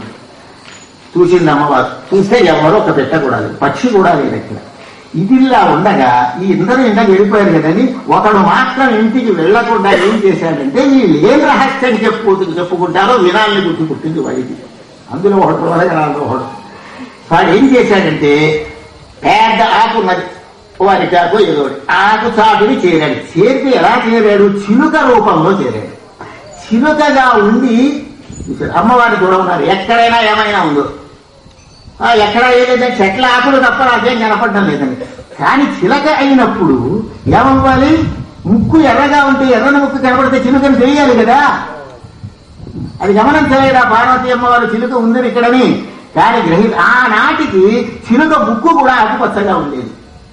ఆనాటికి ఎరుపుదనం రాలేదు. ఎప్పుడు వచ్చిందో తర్వాత చూద్దాం. అప్పుడు ఏం జరిగింది అంటే ఎవరూ లేరు కదా, అంతా వెళ్ళిపోయారు కదా, అయితే రహస్యం చెబుతున్నాళ్ళే అన్నారు అమ్మవారితోటి పరమేశ్వరుడు. ఏమీ లేదు, శ్రీరామ రామ రామేతి రమే రామే మనోరమే సహస్రనామ తత్తుల్యం రమణ. బతిమాలుకున్న కోపంగా వరా అన మీరు కోపంగా ఉన్నా నీ ముఖం అందంగానే ఉంది, మనోరమే నా మనస్సును ఆకర్షిస్తున్నావని పార్వతీ అమ్మవారిని స్తోత్రం మొదలు పెట్టాడు. ఆ ప్రణయ కోపం శాంతింప చేయడం కోసం వాళ్ళకే ఉన్నాయండి ఇలాంటి చిత్రవికారాలు. చేత శ్రీరామ రామ రామ శ్రీరామ రామ 3 సార్లు అంటే ఏం జరుగుతుంది? సహస్రనామాల చదివిన ఈ గంటని వెళ్ళిపోమంటారు. ఎందుకండి? ఏరా భార్యతో మాట్లాడే రహస్య విషయం ఇది ఎవరన్నా ఈ మాత్రం రహస్యానికి అతన్ని ఎందుకు పొమ్మన్నా అని అమ్మవారు అన్నది. ఇది విన్నాడండి ఎవరు? ఆకుచాటు ఉన్నవాడు చూసారా ప్రమాదగణాల్లో వాడు అమ్మమ్మ తెలిసిపోయిందిరా రహస్యం అనుకుని వాడికి తెలిసి ఊరుకోవచ్చురా. ఆ ఊరుకున్నవాడు ఊరుకోక వాడి ఇంటికి వెళ్ళాడు. రే తలుపు తీరా విషయం తెలిసిపోయినా మనందరూ ఎందుకు వెళ్ళిపోమన్నారో పరమేశ్వరుడు ఎందుకు వెళ్ళిపోమన్నారా? ఈ రహస్యం అమ్మవారితో చెప్పారా? శ్రీరామ రామ రామేతి రమే రామే మనోరమే సహస్రనామ తత్తుల్యం రామనామ. ఈ ఇద్దరు కలిసి ఇంకో ఇంటికి వెళ్ళారు. మొత్తం ఇళ్లలో ఉన్న వాళ్ళందరినీ లేకుండా రాత్రి తెలవాళ్ళు నిద్ర లేకుండా ఎందుకు వెళ్ళి పొమ్మన్నారు అంటే శ్రీరామ రామ రామ అనే 3 సార్లు కనుక అంటే ఏం జరుగుతుంది? సహస్రనామంత దగ్గర పుణ్యం వస్తుందని మంచి విషయం అమ్మవారికి చెప్పగానే విన్నారా? ఇంత మీద మనం రామనామస్తుడు చేయబడి పరమేశ్వరుడు ఆరాధించారు కనుక మన జన్మ ధన్యమైంది అని మొత్తం అంతా ఏకమయ్యారు. మొన్నాడు సభలో చూచారు. సైలెంట్ గా రావచ్చు కదండి, భయం చేసుకుంటూ వచ్చారు. శ్రీరామ రామ రామే రమే రామే మనోరమే సహస్రనామ తత్తుల్యం రామనామ వరానమే. ఈ రహస్యాలు ఎవరికి చెప్పద్దన్నారు పైగా పరమేశ్వరుడు పార్వతీదేవితో. వీళ్ళంతా చదువుతూ వస్తుంటారు, ఎవరికి చెప్పామన్నాడు? ఏ గుమ్మం కదలేదని మీ దగ్గరే ఉన్నాను, అనవసరంగా ఆడిపోతూ వస్తున్నాను. చాలా కోపంగా ఉంది. అనవసరంగా నిందించకండి నన్ను, నేనేం చేశాను? నేను ఎవరికి చెప్పలేదు, ఇక్కడే ఉన్నాను కదా నేను. వాళ్ళకి ఎలా తెలుసు నువ్వు చెప్పకపోతే అన్నాడు. ఆయన తెలియకరా అన్నీ తెలుసు ఆయనకి. ఈ భజన చేసుకుంటూ వచ్చేసరికి ఒక్కసారి ఆగండి అన్నారు పరమేశ్వరుడు. ఒరే అసలు మొట్టమొదట నేను అమ్మవారికి ఏ విషయం చెప్పిన విషయం ఉంది, నిన్న నా అర్ధ శరీరమైనటువంటి పార్వతీదేవికి చెప్పి ఈవేళ మీకు చెబుదాం అనుకున్నాను. నేను తొందరపడి ఎవడో విన్నవాడెవడో నా ఎదుట పడుకున్నారు. ఎవడూ లేవలేదండి. ఎవడరా మొదట విన్నవాడు? ఆకుచాటును కూర్చుని విన్నాడు కదా చిలక రూపాన్ని ధరించి. వాడు రాలేదు. కాకపోయేసరికి వస్తే నేను విన్నానని చెబితే, సత్యం చెబితే 3/4 లాభం, 1/4 నష్టం. లేకపోతే తప్పు ఒప్పుకోకపోతే విన్నానని చెప్పాలి మొత్తం అంతా నష్టమన్నారు. వీడు బాగా ఆలోచించాడు. ఆకుచాటు కూర్చుని విన్నాడు, చిలక రూపంలో వినవాడు. 3/4 లాభం ఉంది కదా, 1/4 కదా నష్టం అనుకుని లేచాడు. వాడు నేనేనండి విన్నవాడిని అన్నాడు. సరే లేవయ్యా అన్నాడు. అయితే మరి చిలుక ముక్కు ఎర్రగా ఆనాటికి లేదన్నావు కదా, దీనికి ప్రమాణం ఏమిటో తెలుసునా? కనకదుర్గానంద లహరిని జగద్గురు శంకరుడు శివానంద లహరి సౌందర్య లహరి రాసినట్టుగానే కనకదుర్గానంద లహరి రాశారు. అందులో ఈ శ్లోకం ఉన్నది. ఏమనుందో తెలుసునా? జితోహం పార్వత్య మృదుల తర్వాణి విలసనై కథం నృత్యస్యంబతయా బింబకథయ ఇది క్రోధాస్యంచ దళిత వదనే రక్తిమయుత శుకోయం విజ్ఞాని ఖలు కనకదుర్గే భగవతి. ఓ కనకదుర్గా భగవతి అని పార్వతీమో అని జగద్గురు శంకరుడు స్తోత్రం చేశారు. ఏమైందంటేట చిలుక ముక్కు అన్ని చిలుకల ముక్కులు ఆనాడు పూర్వకాలంలో అవి కూడా రెక్కలే ఆకుపచ్చగానే ఉండేవి. ఉంటే ఏమైందంటే దొండ పండు ఎర్రగా ఉంటుంది కదండి, ఆ దొండ పండుతోటి చిలుక అంటూ ఉన్నది జితోహం పార్వత్య మృదుల తర్వాణి విలస. పార్వతీదేవి యొక్క అందమైన రమ్యమైనటువంటి మధురమైనటువంటి పలుకులుంటే ఆ పలుకుల ముందు నా పలుకులు మధురంగా ఉండవు. ఇంకేత చిలుక మధురంగా మాట్లాడుకుంటుందని అందరూ చెబుతారు కానీ అమ్మవారి యొక్క వాంగ్మాధుర్యం ముందు నా పలుకులు అందంగా ఉండవు, నా లోపాన్ని ఒప్పుకుంటున్నాను అని చిలుక దొండ పండుతో ఎర్రగా దొండ పండుతో ఉంటున్నది. అంచేత నువ్వు కూడా ఒప్పు. అమ్మవారి యొక్క క్రింది పెదవి కంటే ఎర్రగా ఉన్నానని నువ్వు అంటున్నావు. నువ్వు అనకు అమ్మవారి యొక్క క్రింది పెదవిలో సౌందర్య నీ మొహాన్ని లేదని ఒప్పుకో అంటున్నది. నువ్వు ఒప్పుకుంటే ఒప్పుకున్నావు కానీ నేను మాత్రం ఒప్పుకోనే దొండ పండు వాదన చేస్తున్నది. అద్భుతమైన పరికల్పన చేశారు, అలంకారికంగా చేశారు. జితోహం పార్వత్య మృదుల తర్వాణి విలసనై కథం నృత్యస్యంబతయా బింబకథయ. నువ్వు ఒప్పుకోవు, అమ్మవారి యొక్క కింది మీద ఎరగా అంటామని. ఇది క్రోధ చెంశ్వ. చెంచ అనేటువంటి పదవు చూడండి, ఆ చెంచ అనే చెంశ్వ అనడానికి సంస్కృతం నుంచి వచ్చింది. అది ఆ ముక్కుతోటి ఇది క్రోధ చెంశ్వ దళిత వదనే. ఆ దొండపండు తెగ పొడి చేసింది. పొడి చేస్తే ఆ దొండ పండులో ఉన్నటువంటి ఎర్ర రంగు సమగ్రంగా దీనికి అంటుకుని అవి అలా పర్మనెంట్ గా ఉండిపోయింది. అప్పటి నుంచి చిలుక ముక్కు ఎర్రగా ఉన్నది అని జగద్గురు శంకరుడు పరమసత్యాన్ని కనకదుర్గానందరెడ్డి శ్లోకంలో తెలియజేశారు. పార్వత్య దులతరవాణి విలసనై కథం నృత్యస్యంబతయా బింబకథయ ఇది క్రోధాస్యంచ దళిత వదనే రక్తిమయుత శుకోయం విజ్ఞాని. ఇందులో తెలివి విజ్ఞానం ఎవరు? దొండపండు జ్ఞానం కలిగిందా లేక చిలుక జ్ఞానం కలిగిందా అంటే చిలుక తన అసమర్థతను ఒప్పుకుంది కనుక అదే విజ్ఞానము కలది. కానీ తన తామస గుణం చేత దొండపండు నేను ఎర్రగా ఉన్నాను అమ్మవారి కింది ముండి వారం చేసింది కనుక అజ్ఞానం కలిగింది. అంటే అదే దొండ పండు ఎక్కువగా తింటే బుద్ధిమాంద్యం అజ్ఞానం కలుగుతుంది. ఎప్పుడైనా దొండకాయ కూర తింటే వచ్చేస్తుంది అనుకోకుండా మరేం పర్వాలేదు. దొండకాయ వేసుకు తినచ్చు, బెల్లరెట్టు తినచ్చు, కారెట్టు తినచ్చు. ఏదో ఒక్కసారి తింటే రోజు అదే పనిగా దొండ పండు తింటే బుద్ధిమాంద్యం కలుగుతుంది. అనున్నవాగ్రహణ మేధాశక్తి బింబాశకి. దొండ పండు తింటే బుద్ధిమాంద్యం వస్తుందని అప్పటి నుంచి చిలుక ముక్కులు ఎర్రగా ఉన్నాయి. ఈ కథ జరిగిన నాటికి పార్వతీదేవి చూసిన సమయానికి ఆకుపచ్చ రంగుతోనే చిలుక ముక్కు ఉన్నది కాబట్టి అమ్మవారు అంత ఆకులమయమని అనుకుంది ఆవిడ అమ్మవారు. పాపం ఇప్పుడు లేదా అబద్ధమైన పరికల్పన చేస్తారు. అయితే వీరికి అటెంప్ట్ తోటి చెప్తారు, సరే నీకు లాభం ఏమిటో తెలుసునా నష్టం ఏమిటో తెలుసునా? ముందు నష్టం చెబుతున్నా. నువ్వు భూలోకంలో పుట్టాలి రా అబ్బాయి. నువ్వు భూలోకంలో పుట్టడం ఒక పనిష్మెంట్. మనం భూలోకంలో పుట్టామంటే ఒక పనిష్మెంట్ అండి. దేవలోకంలో ఉంటే ఈ అనర్థాలు పడకుండా ఆకలి దప్పిక ఉండదు, శోకము మోహము ఉండదు, జరా మరణము ఉండదు. అక్కడ ఉంటే ఇక్కడ ఉంటే అన్నీ ఉన్నాయి. ఈ అవస్థలన్నీ పడుతున్నాం. మనుష్య లోకంలో పుట్టడం అంటే చెందుతున్న ముందు పుణ్యములు మధ్య కర్ముడే. పుణ్యాలు పాపాలు మిశ్రమంగా ఉంటే మానవ జన్మ వస్తుంది. బాగా పాపాలు ఎక్కువ చేస్తే క్రిమికీటకాది జన్మలు వస్తాయి.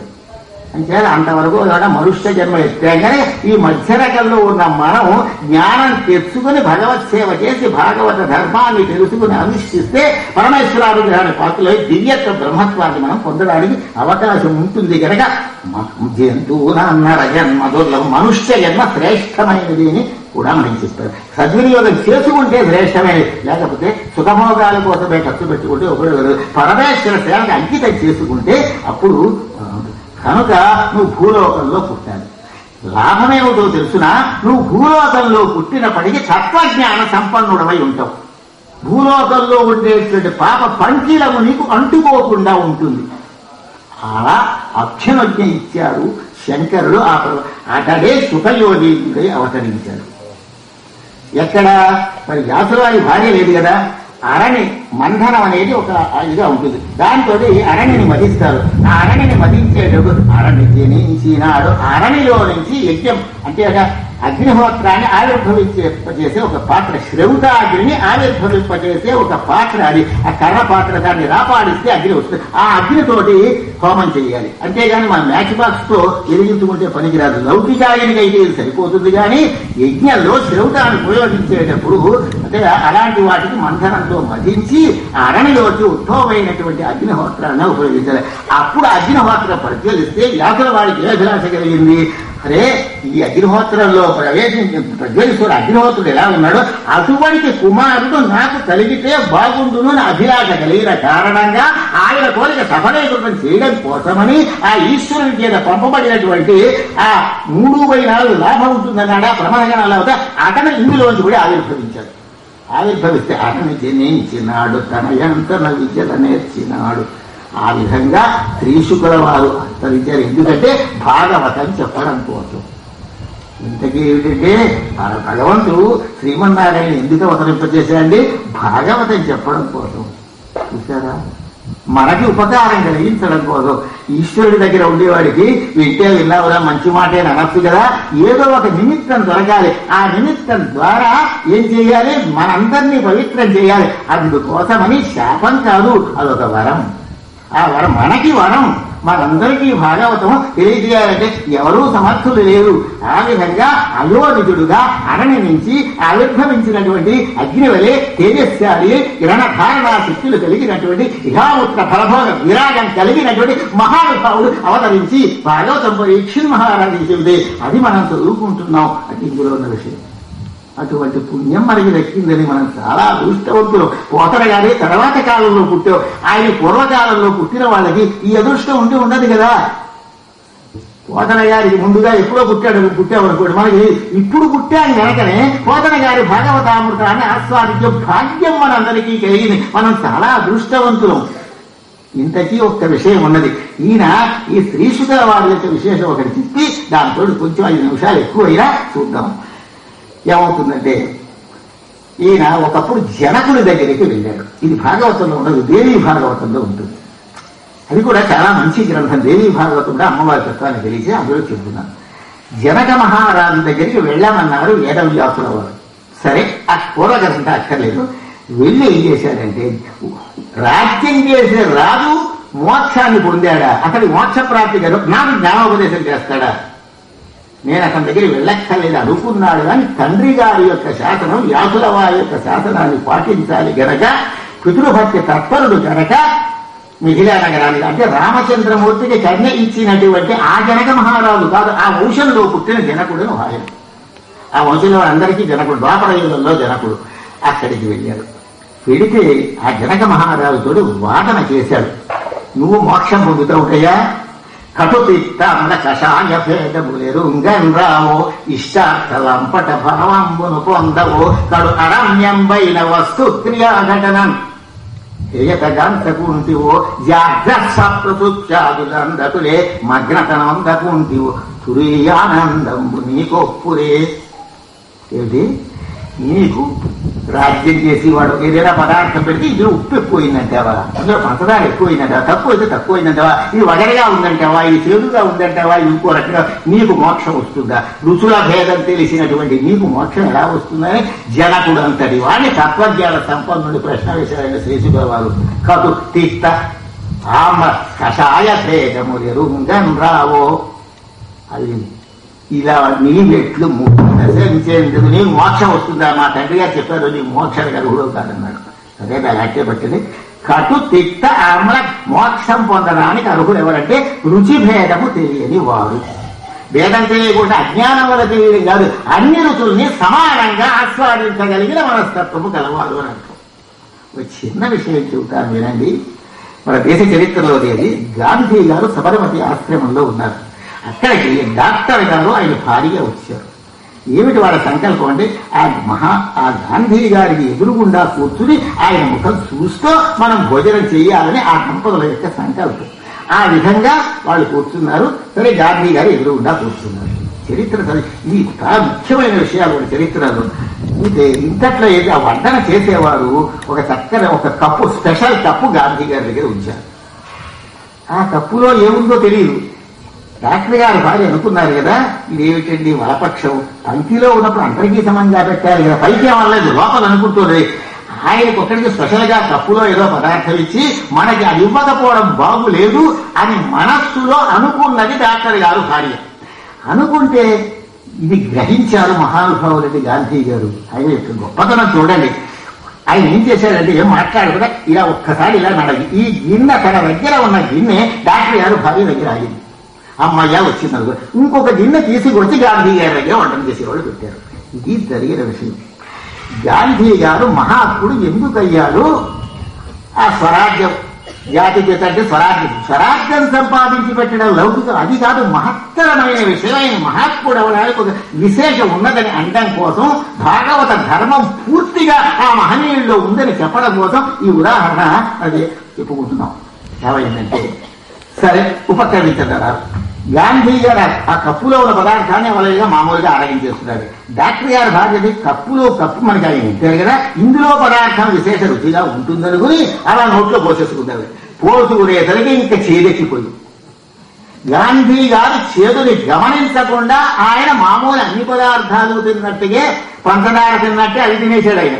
కానీ ఈమె ఆ పంచదార తెప్పించుకుని బాబా ఇంకా చేదు అది వేప చిగురు పచ్చడో ఏ పచ్చడో కానీ అది ఆ చేదు పోగొట్టుకోవడానికి మొత్తం ఎంత పంచదారో తెచ్చేది ఆ శ్రమంలో. అంటే అర్థం రుచి భేదం ఎవరికి తెలిసింది? ఈమెకు తెలిసింది. ఆయన ఆ చేదు అయినప్పటికీ చేదుని, తీపిని, వగరుని, మరొకదాన్ని అన్ని రుచుల్ని సమానంగా చూసినటువంటి స్థితప్రజ్ఞ సంపన్నుడు గాంధీ గారు. కనుకనే మహాత్ముడు అని పేరు వచ్చింది. మహాత్ముడు అని పేరు ప్రారంభించారు. దేశ చరిత్రలో ఎన్ని మంచి విషయాలు. ఇది పాఠ్యభాగంలో వేస్తే ఎంత బాగుంటుందండి. అంత సమదృష్టి గలవాడే. ఇష్టానిష్టో నిత్య సమచిత్తత్వం, ఇష్టానిష్టో అపపత్తిషు, మోక్షాన్ని పొందగలిగినటువంటి అర్హత కలిగినటువంటి సర్వ రుచుల్ని ఒకే విధంగా చూడగలిగిన ఉత్తమ స్థితప్రజ్ఞ లక్షణ సంపూర్ణంగా గాంధీ గారు ఉండి మహాత్ముడిని చేసింది. కానీ ఈమె అంత స్థితికి వెళ్ళలేదు కదా. అందుచేత ఆయన మహాత్ముడైనాడు, మహనీయుడైనాడు. అది కారణం. అంతేగాని ఎంతమంది రాజకీయ నాయకులు లేరు. నెహ్రూ గారికి ఆ పేరు వచ్చిందా, పటేల్కి వచ్చిందా, సుభాష్ చంద్రబోస్ ఎవరికి మహాత్ముడే రాలేదు. చివరికి బాలగంగాధర ఇదివరకు పూర్వుడైనప్పటికీ లోకమాన్యాన్ని వచ్చింది కానీ మహాత్ముడు ఆయనకి కూడా రాలేదు. అది మహాత్ముడు స్పిరిచువల్ అవుట్లుగా ఆత్మవిశ్వాసం, పారమార్థిక ధర్మం ఆ మహానుభావుల్లో ఉన్న కారణం చేత సర్వ రుచుల్ని కూడా సమాన దృష్టితో చూడగలిగినటువంటి ఆ ఉత్తమ లక్షణం మహనీయులు ఉండడమే భక్తి యోగానికి పరమ లక్ష్యం కనుక అటువంటి ఉత్తమ భక్తి ఆ మహాత్ముడులో ఉన్నది కనుకనే అంత మహనీయుడైనాడు మహానుభావుడని చెబుతూ 8:30 దాటింది కనుక స్వస్తి ప్రజాభ్య పరిపాలయంతాం న్యాయేన మార్గేణ మహీం మహేషా ఓ బ్రాహ్మణేభ్య శుభమస్తు నిత్యం లోకాః సమస్తాః సుఖినో భవంతు కాలే వర్షద్వద్యేన లక్ష్మీర్యస్య పరిగ్రహమలభూసూనుర్గరుత్మాన్మద పౌత్రశ్చంద్ర విభూషణ సురగురు బ్రహ్మాండం వరమందిరం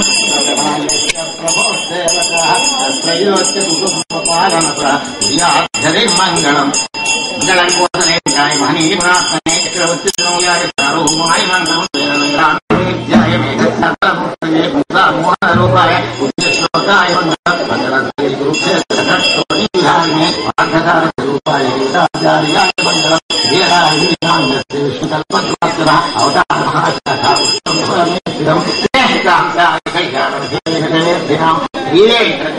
శ్లోకాయ సత్యదేవాయ మంగళం వనమాదిగరీశాగ్ని జయోస్తు ప్రాణిషు సద్భావనాస్తు విశ్వస్య కళ్యాణమస్తు సర్వే జనా సుఖినో భవంతు సర్వేషాం భగవదనుగ్రహప్రాప్తిరస్తు సర్వేషాం శ్రీమద్ రామాయణ, శ్రీమద్ మహాభారత, శ్రీమద్ భాగవత, శ్రీమద్ దేవీ భాగవత, శ్రీమద్ భగవద్గీత కథా తత్వ శ్రవణ సౌభాగ్య